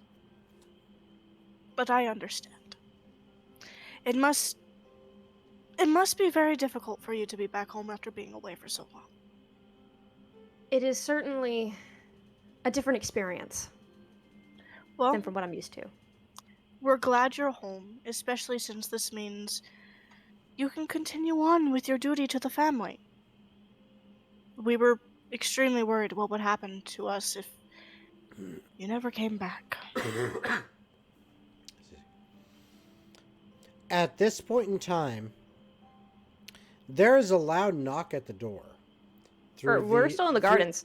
Yeah. Right. This is separate. The servants are hearing this. Oh, okay.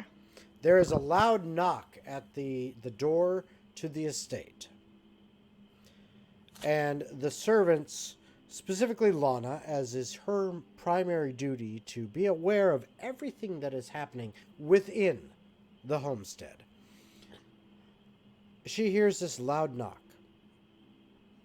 Making her way to the front door, she opens it, where she sees a very handsome man with long, sandy blonde hair going down to his shoulders, a very lithe frame,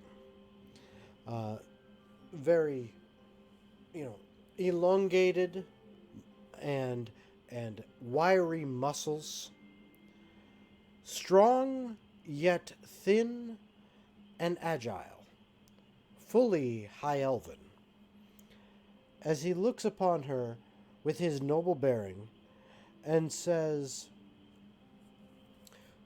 "I am seeking the lady of the household, as I have been told that my betrothed is within." And Lana recognizes Lord Karil Abnesalon, admits him into the house, finds him a place in the sitting room, and makes her way out towards the gardens to find the lady of the house and her young daughter. a few minutes after the initial knock on the door, Eurydice and your mother, which for some reason I am blanking on the name, even though we've said it a million times. Medea, thank you. I don't know why. It's probably all the alcohol. I sent a message to the group chat. Yes. All right, I will take a look at that. You see Lana? Yeah, you see Lana kind of coming out of the house, rushing towards the gardens and where you're at. And she sees, you see her, Eurydice, and Medea, you see her as well. And she says, Madame, Mistress, Lord Karil Amnesalon, your betrothed, as she indicates you, Eurydice, has arrived to see you. And, oh joy. And that is where we will end for tonight, picking up on our next episode, which next week we are not going to have a normal live stream, as I will be out of town for my day job. So please support the channel and help us to grow so that I can do this full time and not have to worry about a day job. But right? Yeah, right. As well as my players, please help us out so we can do this full time and provide you content every week without fail. But next week we will not have an episode, but hopefully the week after that, it will be our next episode. We will pick up where we left off with Eurydice and her mother out in the garden, finding out that Eurydice's betrothed has arrived at the Moonacre homestead. And that will be it for tonight. So I hope you have had fun enjoying the roleplay that my amazing players have done. I think they've done an amazing job. This has been really cool listening to them. And awesome. Thank you so much for the 100 biddies, Hammerhand. Appreciate it. But thank you guys so much. I hope you enjoyed it, and I hope my players enjoyed it and had a good time. And we will see you at our next episode in 2 weeks. Bye, everybody. Bye-bye.